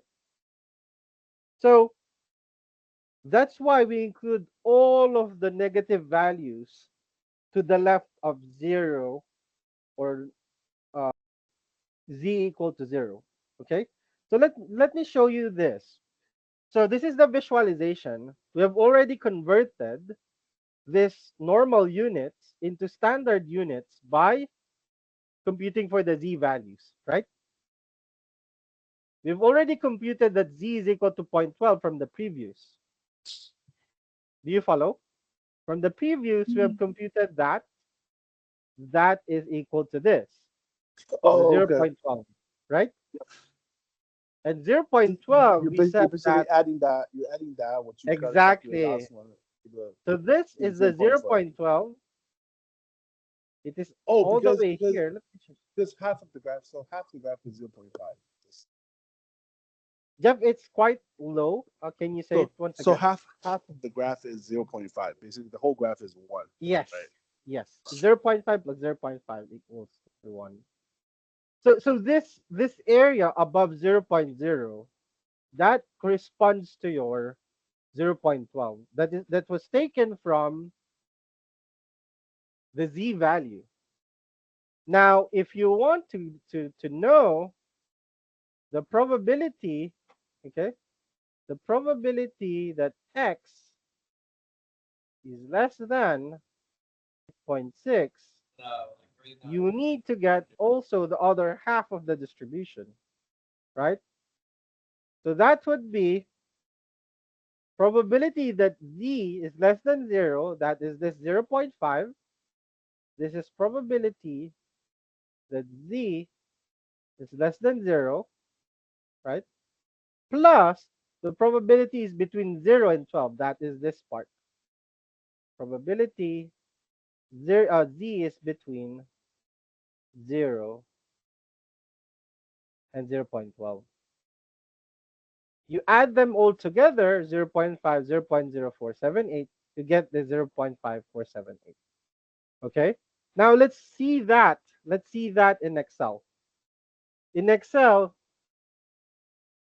earlier we already got that. So that is this value. Okay? We will not be subtracting any 0.5 in there because we need the total.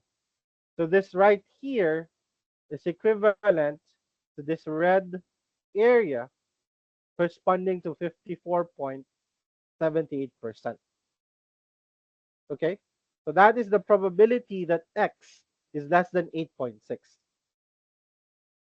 When you have a mean of 8 and a standard deviation of 5. Okay?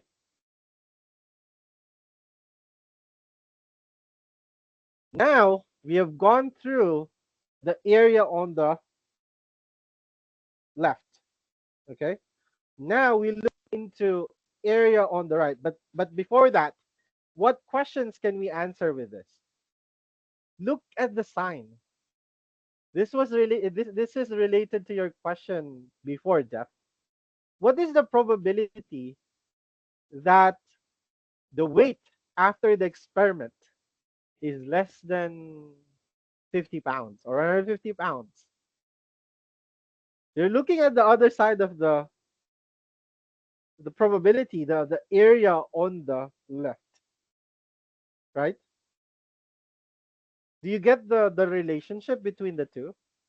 When you ask a question, if it's less than, Yeah, than. I think so. I think so. But hold on, let me think. Okay, let me go back here. So suppose this is your computed value from your experiment 8.6. This is from your data, okay, from the experiment that you did. And this is your hypothesized value, right? Now you're Oh, asking what is the I think probability I that know. it I is. think I know. I think I know. So essentially, the left bound and right bound will be different. The right bound, the right bound, like the right bound and left bound will be different, right? Like so, if Yes, you want to if you want to calculate with it, essentially you would make the red area to the tail end, the right tail end of the where exactly. you have the Z, and then otherwise Yep. you would do it like the other way. But basically, essentially you would just essentially you just wouldn't minus zero. You would just do like if it's like for example like 2.5 or something like that. I don't know. Like you would just do 2.5 versus uh wait, hold on. I think I'm good. Okay, Jeff, let's make it simpler. Tell me how you would compute when probability is equal to 8.6. Not less, not greater, but equal to 8.6. How would you do that? Exactly at one point. Wait, isn't that just isn't that wouldn't that just make the numerator zero? It is Wouldn't just that what? wouldn't that make the numerator zero? Yeah, it would be zero.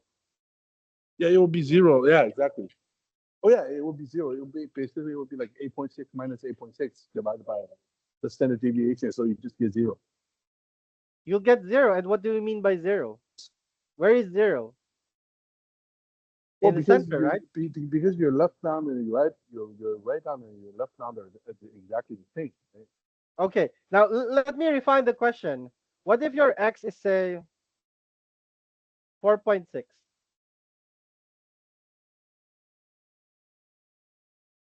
I mean, it's the same thing, right? No, Will it be zero or not?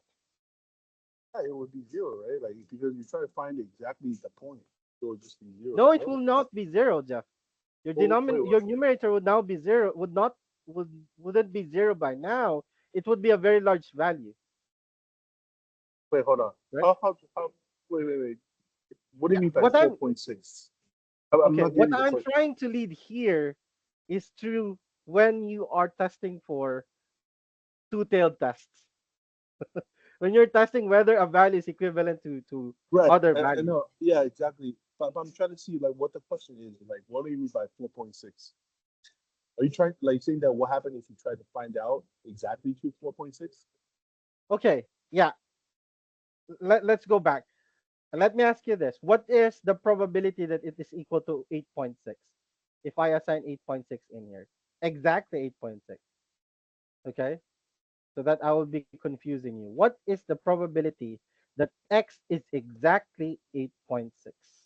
So essentially, this graph. First of all, this graph wouldn't be red all the way through. It would just be like a line in the middle. It would It just would be be a like a line, line. right? It would be a Okay. line. It would be But then that would be wouldn't that be zero? No, that Will wouldn't it be be zero. zero? Only zero? I think it would be zero. Exactly 8.6?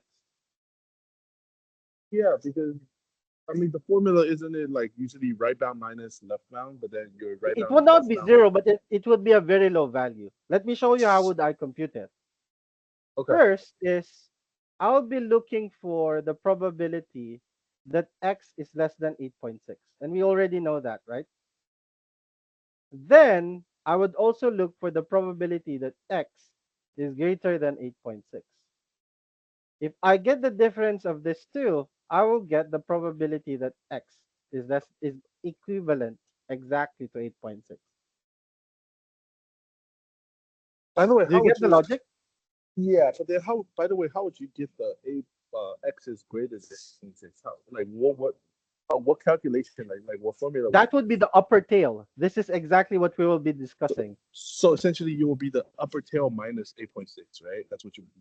Like the upper like the upper tail the numeric The upper tail would be 1 minus the corresponding area greater than 8.6. This wait, wait, wait. area Okay, this is quite confusing. Please, bear with me. This area under this green curve, the total is 1. If Right. you only need this, that is greater than 8.6, whatever value is this, say 0.3, right? 0.3. How would you? No, no, no.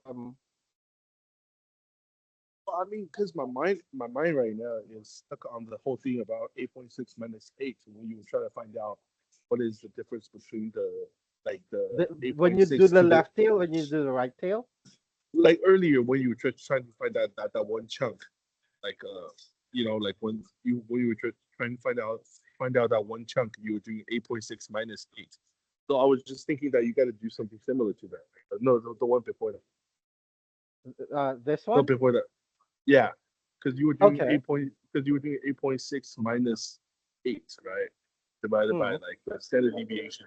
So I'm thinking about you doing a similar type of calculation, right? Like that, because you're gonna have a right bound. Like my understanding was that this way what we're doing was right bound minus the left bound divided by the standard deviation.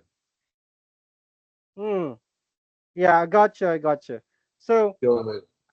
So we don't do it. We don't always do it like that, no. yeah, we actually do it like this. Let me. I think this would help. Let's separate this into parts. Tell me, how would I get probability x is greater than 8? Even just looking at the graph. What is p of x greater than 8? If you have 8 as the center, what is x greater than 8? All of this, right? Oh, All of the area. would it be 1 minus 0.5 times 8? 1 minus So like yes, half that's of correct. so you'll be Yes. 0.5 minus you'll be 0.5 multiplied by 8. Not really, but the one that you said earlier, you'll be subtracting 1 from whatever value you would get Yeah, from. yeah, yeah. So 1 minus 0.5, and that would get you 0.5. So 0.5 minus multiplied by 8, right? Mm, Or that's not it. yeah, I don't think you would arrive to the solution with that. So when you look for probability of x greater than a, in the perspective of looking only into the area under the curve, you're looking into this area, everything, including this red one, all of it. That is when Right. x is greater than 8. Now here's the second question. Where is probability of x less than 8.6? It is from 8.6 all the way down to the other side, right? Now, where is the Right. overlap between the two? The overlap between the two is actually this red fill that you're looking at between 8 and 8.6. That's what we get from what is the probability that x is between 8 and 8.6. Now, we make it simpler actually. This is simpler in which we only look into one direction, okay? A directional computation. What is the probability that x is less than 8.6? It is not in between or just after all the values less than 8.6. So if this is your 8.6, okay, this is your 8.6, all the values to the left of it would be equivalent to x less than 8.6, right?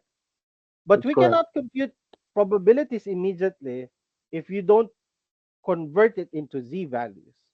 So in order to compute for z values, we do the computation this way. We subtract x with mu, right? Divided by their sigma, which is 5.0, we will get 0.12. So 0.12 is our value.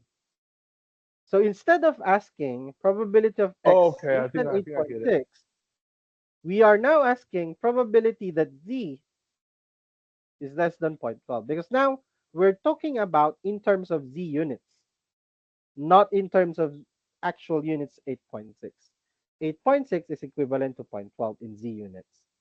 Now, that is still equivalent to this. If this is your 0.12, similar earlier, okay, you are looking into the left side. All the values that are less than 0.12z, okay? And how do you do that? Simply, we apply the principle. We know that probability z less than 0 is equivalent to what? 50%, Okay, right? I think I understand. I think I better understand. So no matter whatever your value is, whatever doesn't matter what x is, your left half is always 0.5. It's always Exactly. 0.5. And the It will right be half 0.5. and the right half is also always 0.5. 0.5. Once you convert it into And z, that would be the case. so it's because when you convert it into it's because when you were doing converting into the z, you're dividing by the standard deviation, which is 5. That's why you're getting that 0.478. Yes, So you're that's debating, that. but Yeah. yes, Because you earlier are. I was like, well, what does the 8.6 matter and stuff like that? How does it matter? It could just be any number. But then Yeah, I see. I understand that. I think Hmm. it depends on your standard deviation because your standard Yes. deviation So, if so it's your 5. standard deviation identifies how far are you from the center. If for whatever value, whatever units we are talking about, if you are 2 standard deviation away from the mean, that is equivalent to 95 point, what is that? 95.57 or just 95% of the values. If you are 3 standard deviations from the mean, then it's already 99.7% of all the values. Okay? So you're correct that the reason for that is we're dividing by the standard deviation. So Okay, now now, yep. going back to the whole thing about if we wanted to find where it's Mhm. exactly 8.6, what was the value saying that we can do? That we would just Okay. Yeah, let's continue we in take that. what we got earlier from the eight so we can is it just a subtraction? Yes, exactly. Just a not a subtraction in this case. Instead of a subtraction, we will be doing addition. And let me explain you why. Huh? So let me clean this up. So we know that this is 50% because this is Okay. p less than 0, Right. but this is not because this is p less than 0.12. And this is a positive value, Jeff. So any value, okay, Right. if It's a 0.5478, right? okay, yeah. If you compute it directly with this, okay, you would get the entirety of value equivalent to 0.5478. Let me show it to you. There would be no subtraction, there would be no addition. Let me show it.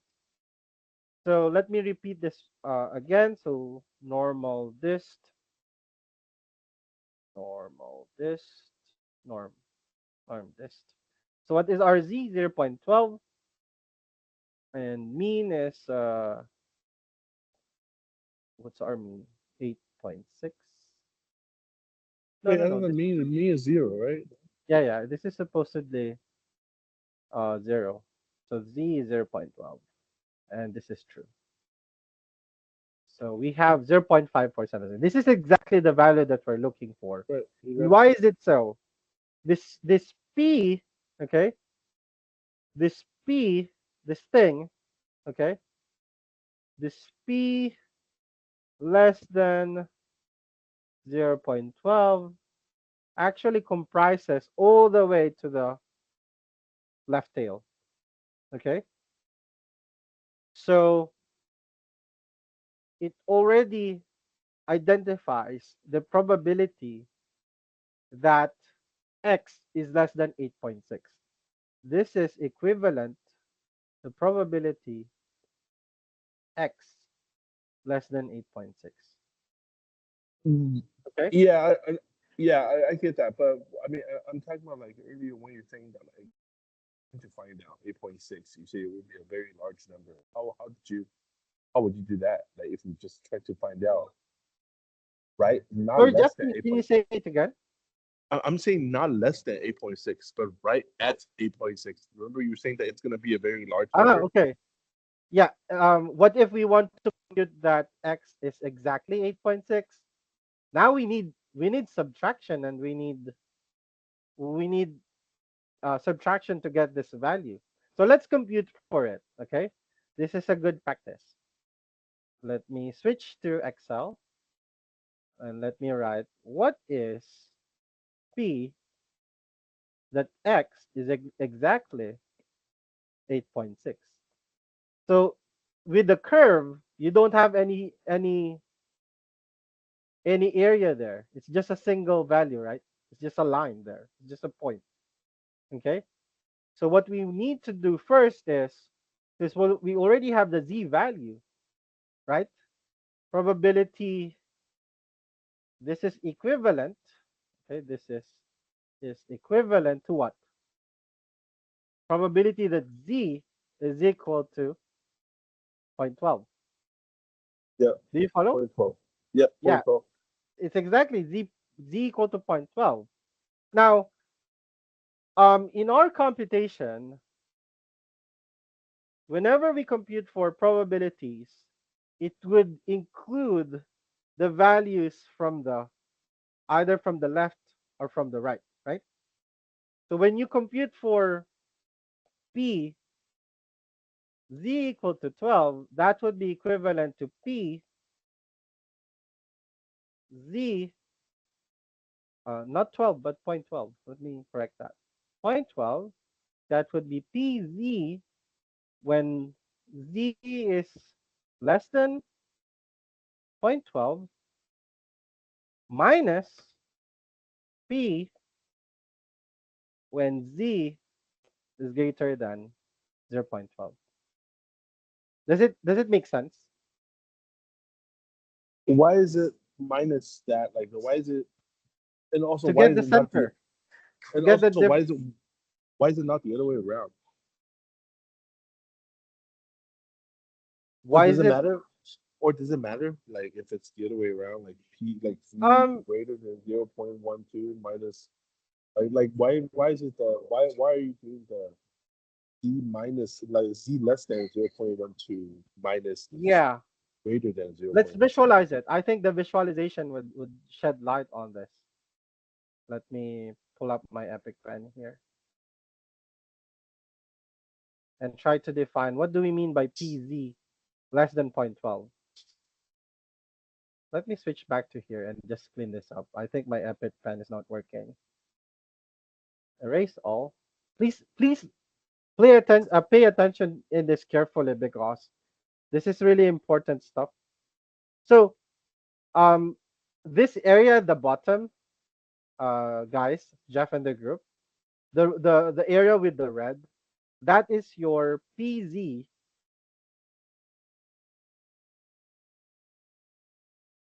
less than 0.12. Please tell to me if it's clear that or how Okay, PZ that I less than understand. 0.12. Yep, Yeah, that's something that we've that makes already sense. done. That makes sense. Yep, Okay. makes sense. Now let me ask you, where is PZ greater than 0.12? It's that white area, right? The white The area. white area, exactly. So this white area right here is equivalent to this. Now, what else is missing? If you combine the area here plus the area there, okay, what's missing is exactly 0.12. So we're left with PZ equal to 12. So technically, they should add up to one, right? It would add up to 1, but if you would only look into this and this, you would find that it is slightly off 1. There's a very small value Really? that is equivalent to PZ equal to 12. Yep, let's compute it. Exactly. Let's see. So now Oh, yeah, yes. I know. you Because got it, Jeff? it's not. It's no. PZ. It's because they're not equal to one. They're less and greater. Yes. It's not greater equal to. So there is one little small value that's there. Yep. So this is, let's compute for this. It is already this. We already know that, right? Now, PZ greater than 0.12 is what? 0.12. This is, how do we get the upper tail? 8.6. How do we get it? Let me show it to you before I show it in Excel. So when getting the probability on the upper right tail, it's quite different. We still know that the values above 0 is 0.5, right? Right. And it's the same principle as when it is below 0. But there's something that we need to subtract. What we need to subtract is this portion right here. Because we only want probability z greater than 12. If we only looked into the 50% and include this probability of x less than 8.6, then we are overstating probabilities, right? Does it make sense?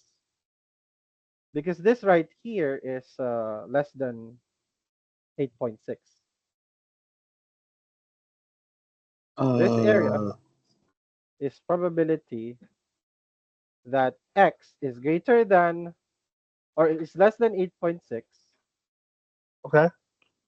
right? Right. Minus the probability that it is um not, I think it should be z. Because I don't want to confuse you. Let's assign it a z value. This right here, right, is equivalent to say p that z is greater than 0 but less than 0.12 is a more accurate way of Okay. presenting it. Does it And then you make found sense? the zero.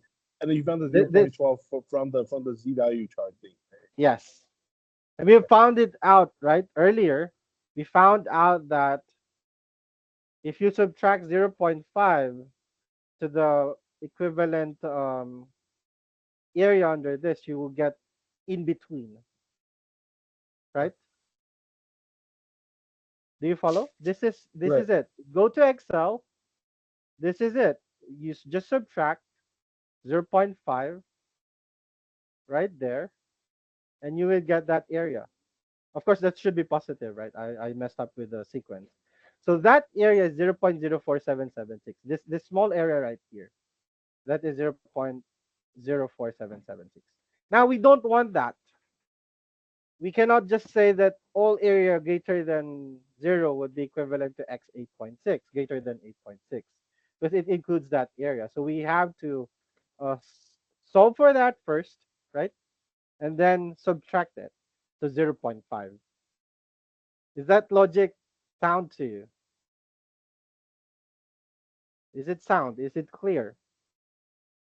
Let me decompose the computation. Probability z greater than 0, by principle we know this. This is 50%.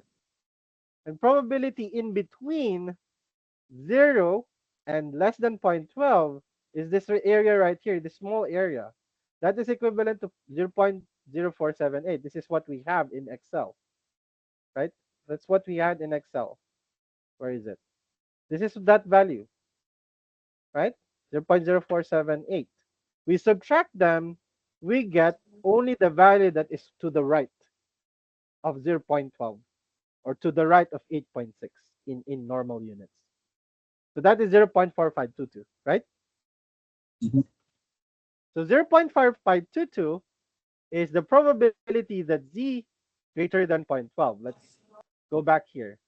So 0.4522, right? Now, let's add it together. Let's add it together. You would see it is not equal 1. Oh, I think I got So, it. I so think I the got it. probability that it is exactly z It's one minus that number. Yeah.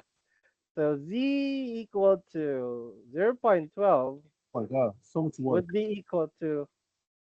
It's like a puzzle, actually. I understand that it is Yeah, confusing at first, but once yeah. you get used to it, it's like switching the areas that you need to look for.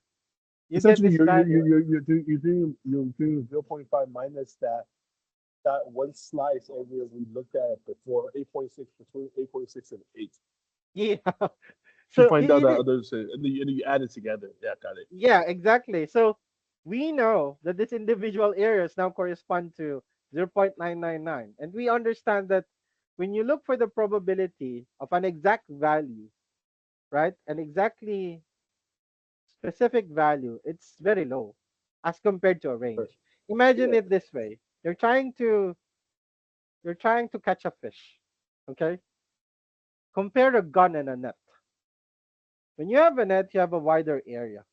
You have higher probability of catching the fish as compared to using a gun that, well, we'll talk about precision later and accuracy, but compare the area that would comprise to the area that would be equivalent to the point of the bullet.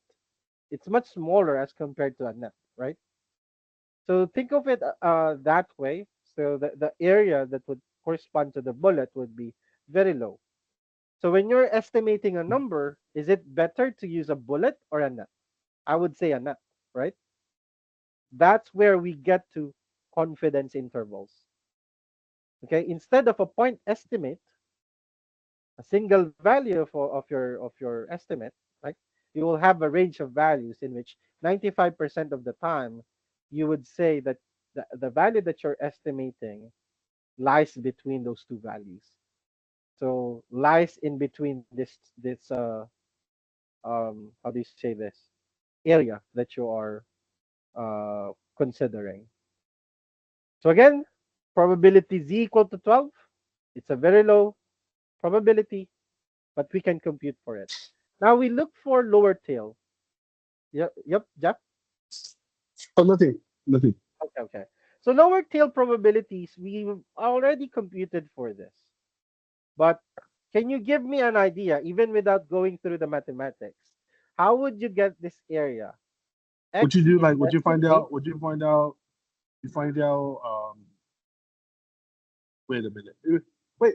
Wouldn't it just be like 8.0 minus 7.4 divided by standard deviation? Okay, Z conversion first. That's correct. Okay, Yeah. so you already have your Z Oh yeah. value. Find out the z So value this and would now then be centered at 0. So this is 0. And this is say um what standard value could be this one? and then you find out what it is with 8. Uh, let me see. Hold on. It's Yeah, you below, so find it's negative. you find out from what it is the left. It's not zero. 8.0 is not zero, is it? It would be 0 if you center it. Any means would So it be, is zero. It is zero, right? 8.0 is zero. yeah, it will become 0. Let me show it to you. So you wouldn't it just be like 0.5 minus the whatever you find out for 7 less than 7.4? Like you will basically use the z value used by we calculated and Hmm. then Okay, I to, got fig- your idea. I to got figure your out idea, Jeff. what it is for x less than 7.4. Exactly. And That's and then correct. and then you This part, subtract it from 0.5, right? yes, that's correct. So this is the part that you're mentioning. Look first for all z less than 0. That is 50%. We know that. And then look for z less than 7.4. It would be very low number, right? It should be a lower value than 0.5. It's just a part of the 0.5, right? Does it make sense? When you get the difference, then it is the um, equivalent value in between 8 and 7.4. Let me put that into writing. So this 7.4 is equivalent to negative 12z, right? It is this one. And when you look, negative 0.12z, that would be probability that z is less than negative 0.12. Okay, negative 0.12. And what is that range or area? It is all of this, right? All of this. And let's look into Excel and solve for that. Norm dist negative 0.12 and then true.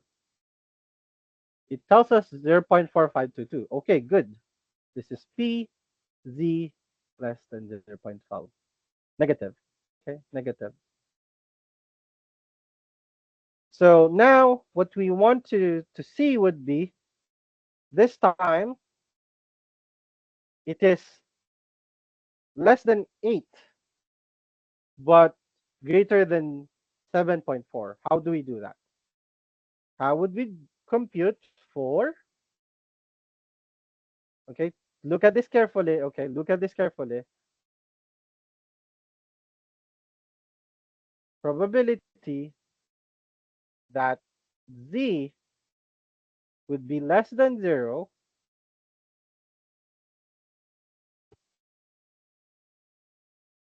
but greater than 7.4.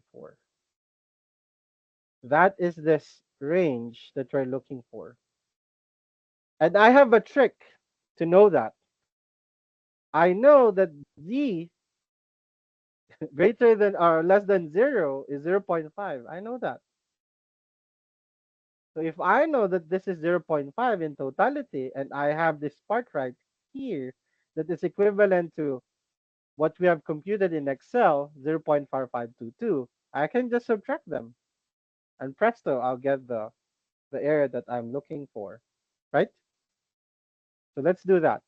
The probability, we know that probability Z less than 0 is equally basically 0.5. And just subtract the two to get the overlap. So 0.5 minus this is to get the answer. 0.4775, or you round it off, you get 0.478. Do you follow? Just write straight lines there. So that is P Z less than 0, 0.5, and this right here, the white area is probability Z less than negative 0.12. Get the difference of that, you will get this blue overlap, right? The one that you're looking for in here. Probability that X less than 8 but greater than 7.4. Or alternatively, this is in Z units, probability that Z is greater than negative 12.12 rather, negative 0.12, but less than 0. And you'll have 0.0478 or 4.78%. Okay? Seems confusing, but Yeah, I that makes assure sense. you, Yeah.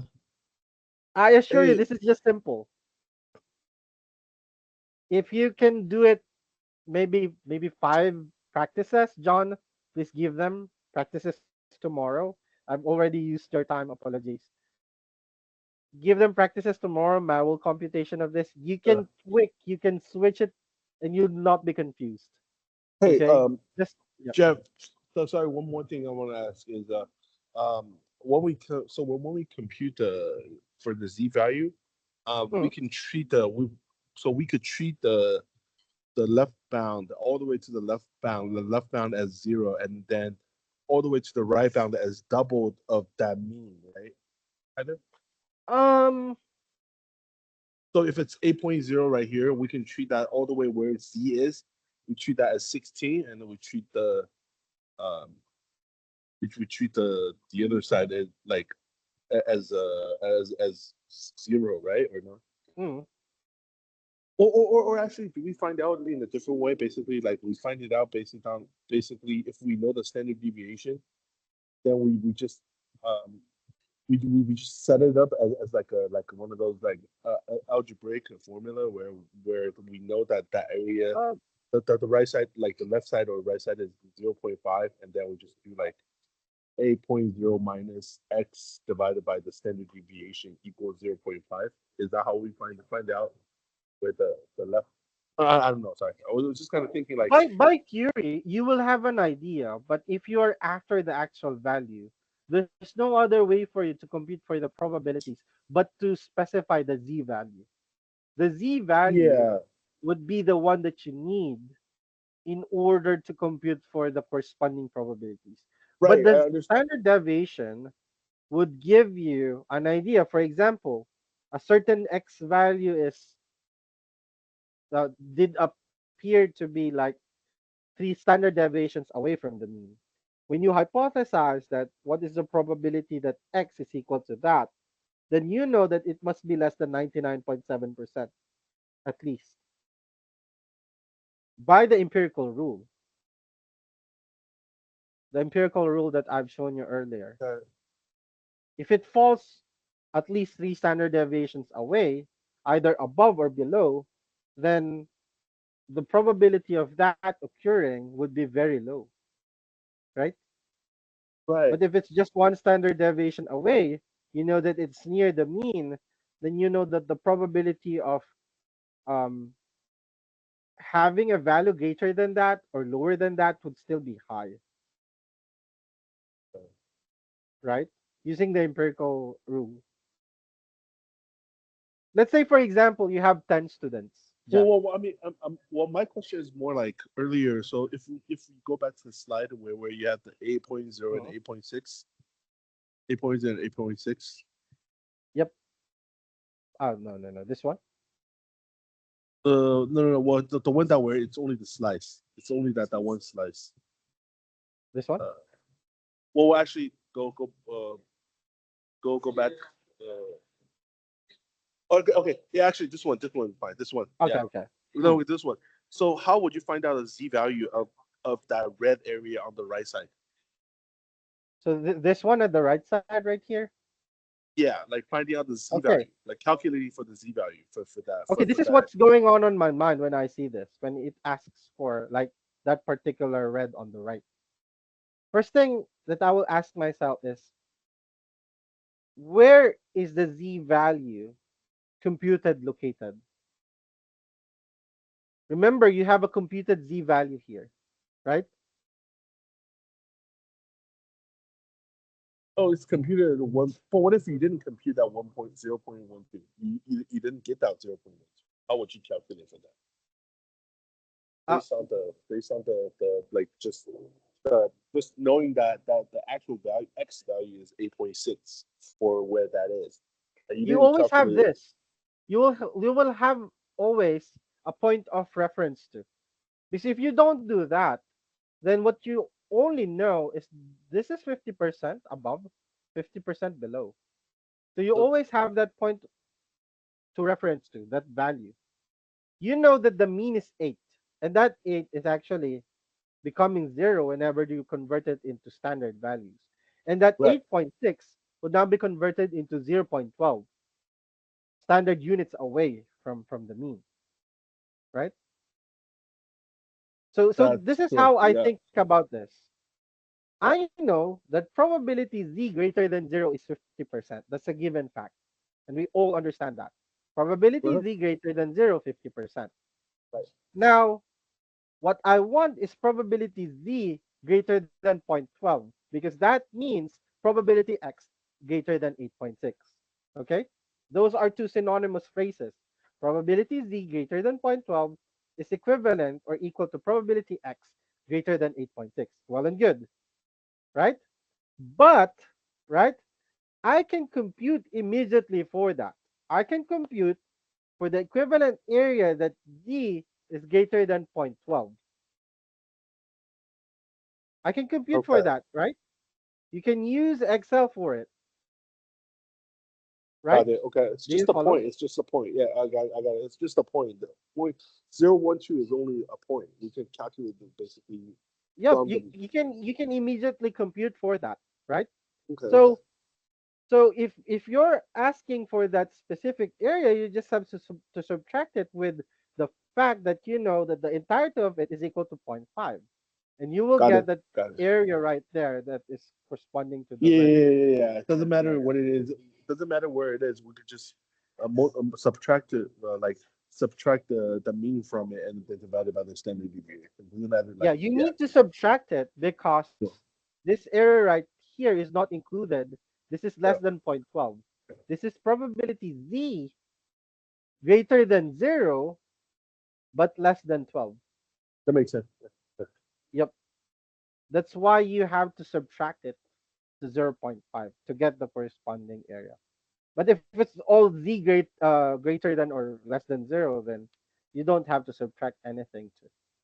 So it would be 50% left, 50% above, or right. It should be the other way around. 50% below, 50% above, right? So there are practices here, like for example, this one. It is between 8 and 7. Actually, this is the one that we did a while ago. So, yep. And we've left with uniform distribution. Uniform distribution is very easy to understand. It is equal probabilities. All the events have equal probabilities. So you think of it as like naive probabilities. Okay? And this is the continuous uniform distribution or continuous uh, uniform distribution density function. So you would see that it is like a rectangular because any events in between like 2 and 6, getting a 2, getting a 6, getting a 5, getting a 4, or whatever in between these two values, those have equal probabilities. And when you add it up, it will just equal to 1. Okay? So just think about uniform distribution as like tossing a coin, and you observe what is the probability of getting a head. That's 1/2. What is the probability of getting a tail? Still 1/2. It's uniform, it's just the same. Tossing a 6-face die, it is 1 out of 6 for each of the faces. You total it, it will just add up to 1. Okay? Think about any event that has equal probabilities for each of the event's faces. So you will have a uniform distribution. Now, you might think uniform distribution is a very basic one, but it is the foundation of more complicated distributions that can model more complicated events. And lastly, exponential distribution. So I think this is the last one. So it is used to measure the time that elapsed between two occurrences of an event. So for example, between trucks arriving at an unloading dock, between transactions at an ATM machine, between phone calls to the main operator. So the formula for exponential distribution is very simple. It is 1 minus e raised to delta a. So this is the typical um, structure that you would see an exponential distribution. Okay, so 1 over delta is or lambda rather, is the mean between time intervals. So for example, you observe one truck arriving every 3 minutes in the given unloading bay. So that is your 1 over lambda. Okay. So note that there is a relationship between exponential and Poisson distribution, that if the number of occurrences per time period is a Poisson with mean lambda, then the time between occurrences is exponential with the mean time 1 over lambda. We're not going all through the details of that, but let's visualize. This is one of the worst visualization. I can assure you that. Okay, I should just have this green and this okay, uh, maybe better if I if I show you one from the internet, okay, this one way better than that. Okay, this is the exponential distribution. I think that you've encountered this before, right? You can think of so many events that follows an exponential distribution, especially anything related to waiting time, right? Waiting time. Um, what else?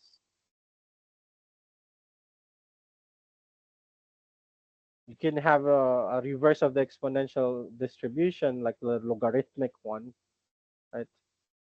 Logarithmic distribution. But it looks like this. This is a better visualization of that. For varying values of your delta or lambda, why I keep saying delta? This is lambda. So a low value of lambda would have a slope that is lower change. And as you can see, slight increases in your lambda has an exponential change in the slope of your exponential distribution. Bacterial growth, you can measure or understand it using exponential distribution. Um, what else? Pandemic, the process in which a communicable disease is being spread to the population, those can be modeled this way. Okay. So some example right here. I'll not go through this in detail. So one example, customers arrive at the claims counter at the rate of 15 per hour. This Poisson distributed. What is Poisson distributed? Your lambda is spread over a time interval, right? 15 per hour. So your R here would be the T, and your lambda would be 15, 15 per T, 15 per H rather. What is the probability that the arrival time between consecutive customers is less than 5 minutes? By the way, if you're thinking, Jeff, what is the difference between the two? Remember that Poisson is discrete, exponential is continuous, right? So you can answer more finer questions with exponential distribution rather than just specific values from a Poisson distribution that is from a accounting process. So time between arrivals is exponentially distributed with the mean time between arrivals of 4 minutes. So 15 minutes or 15 per 60 minutes on average. Okay. Then 1 over lambda would be 4.0. So lambda would be 0.25 and you substitute that to the formula.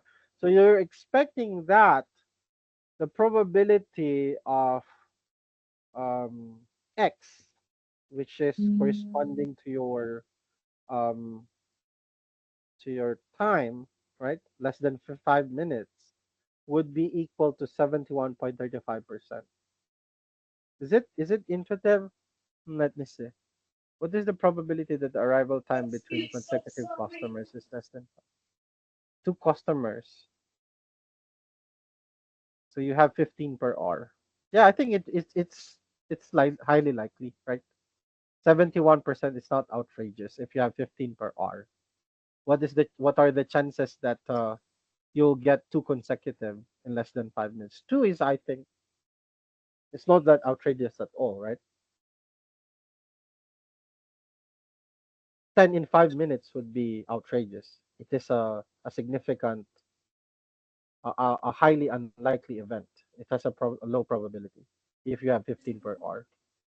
There might be something that happened, maybe be trained or whatever, but under your rate of 15 per hour, 10 in 5 minutes, 10 consecutive would be very highly unlikely. But 2 in 5 minutes would be not different from that of your normal rate. Okay.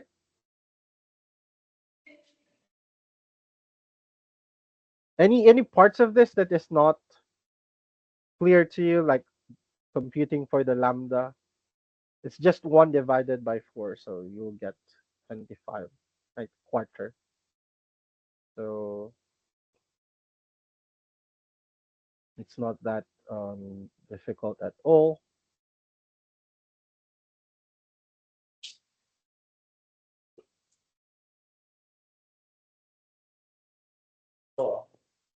Questions, guys? Questions about the exponential distributions?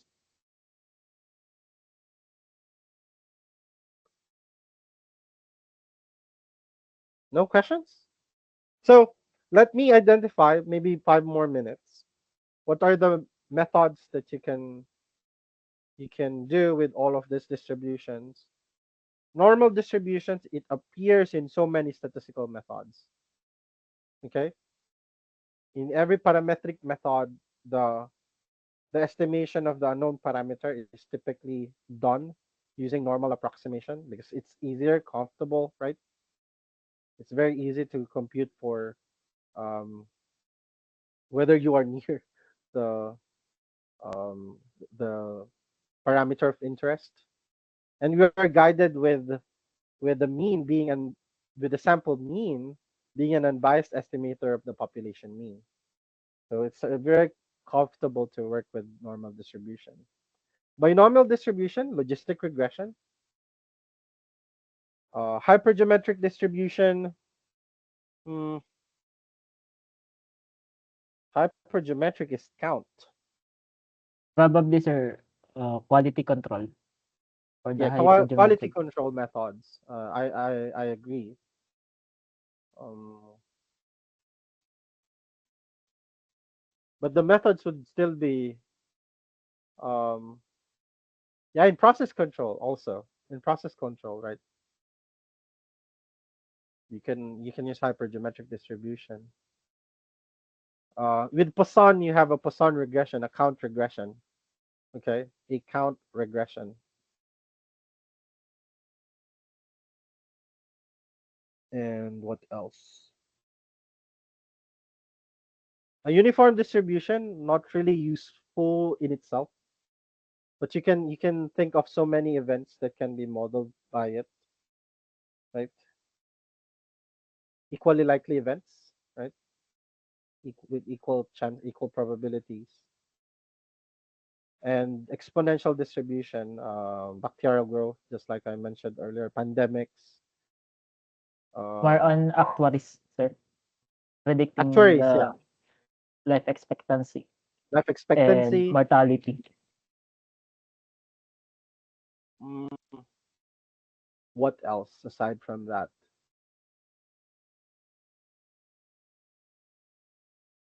Think of population could be population.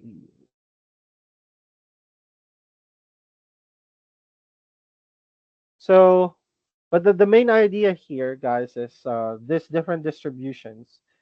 It is our way as intellectual beings to have a different perspective, have a way to understand how natural processes appear in nature, to have a glimpse of how likely is an event from happening. It's just that. It's our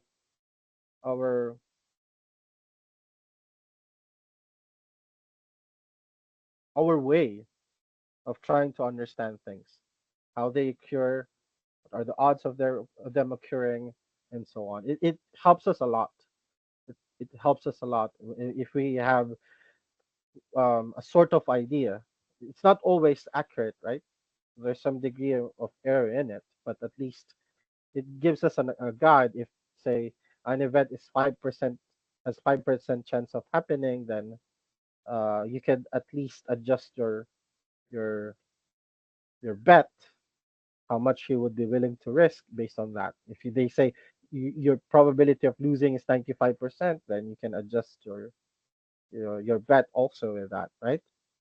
So that's why statistics, probability, they are always referring to, for example, cards, gambling games, because you're playing with chances there, right?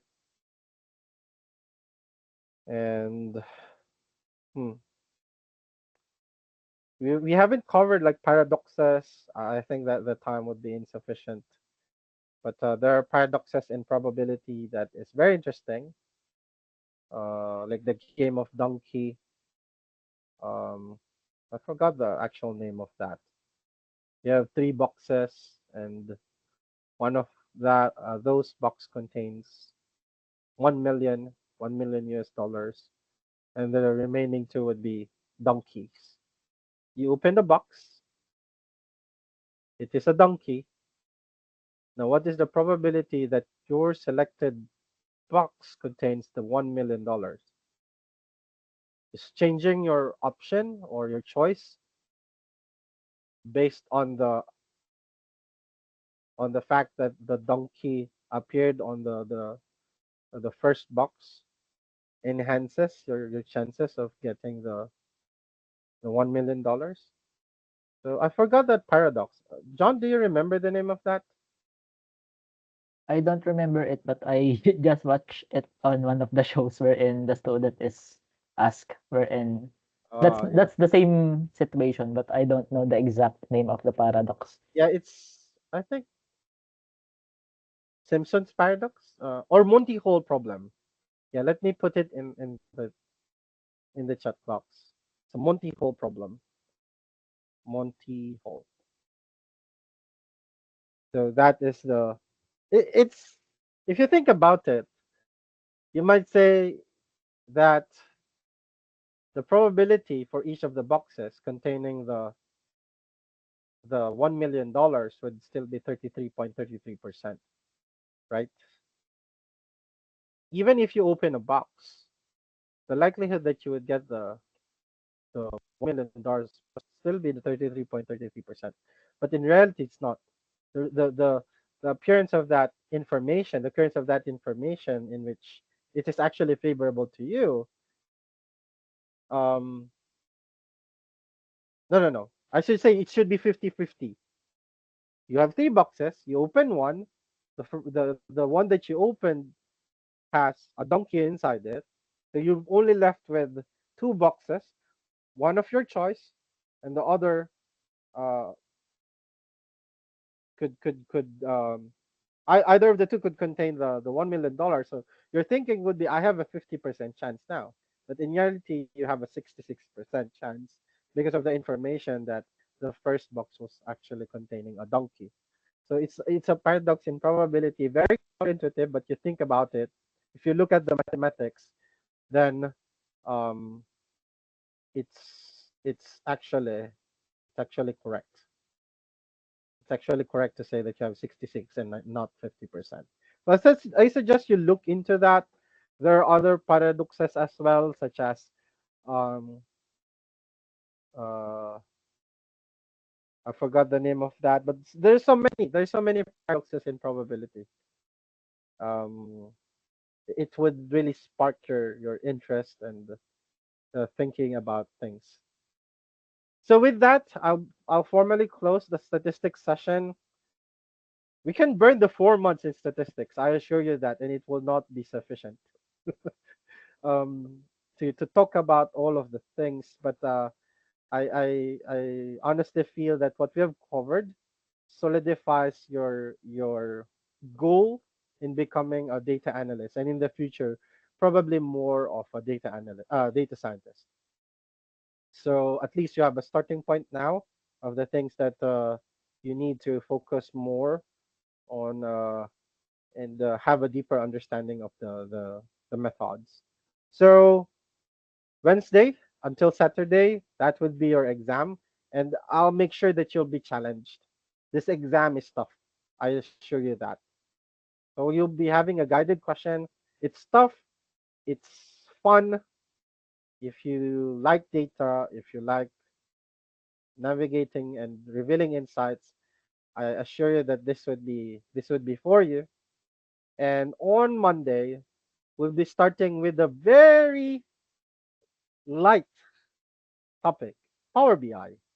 Power BI is fun, easy, and if you are creative, it is for you. So if I can create dashboards that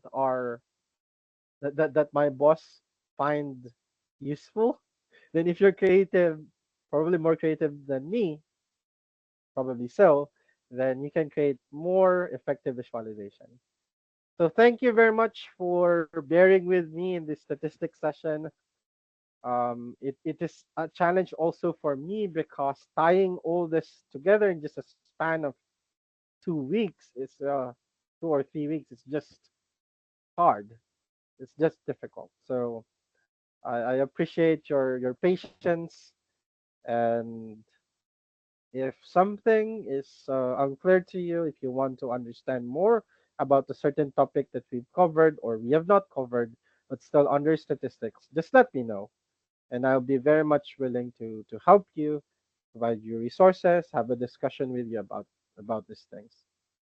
Okay? And yep, apologies for going over time, 1.5 hours. Bye bye. Thanks, John. Apologies for taking your time. Bye bye. Thank you, Thanks, sir. Jeff. Bye. Bye bye.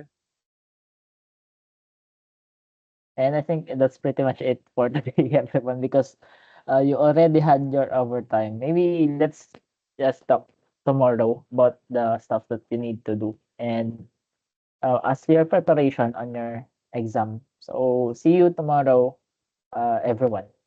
Thank you.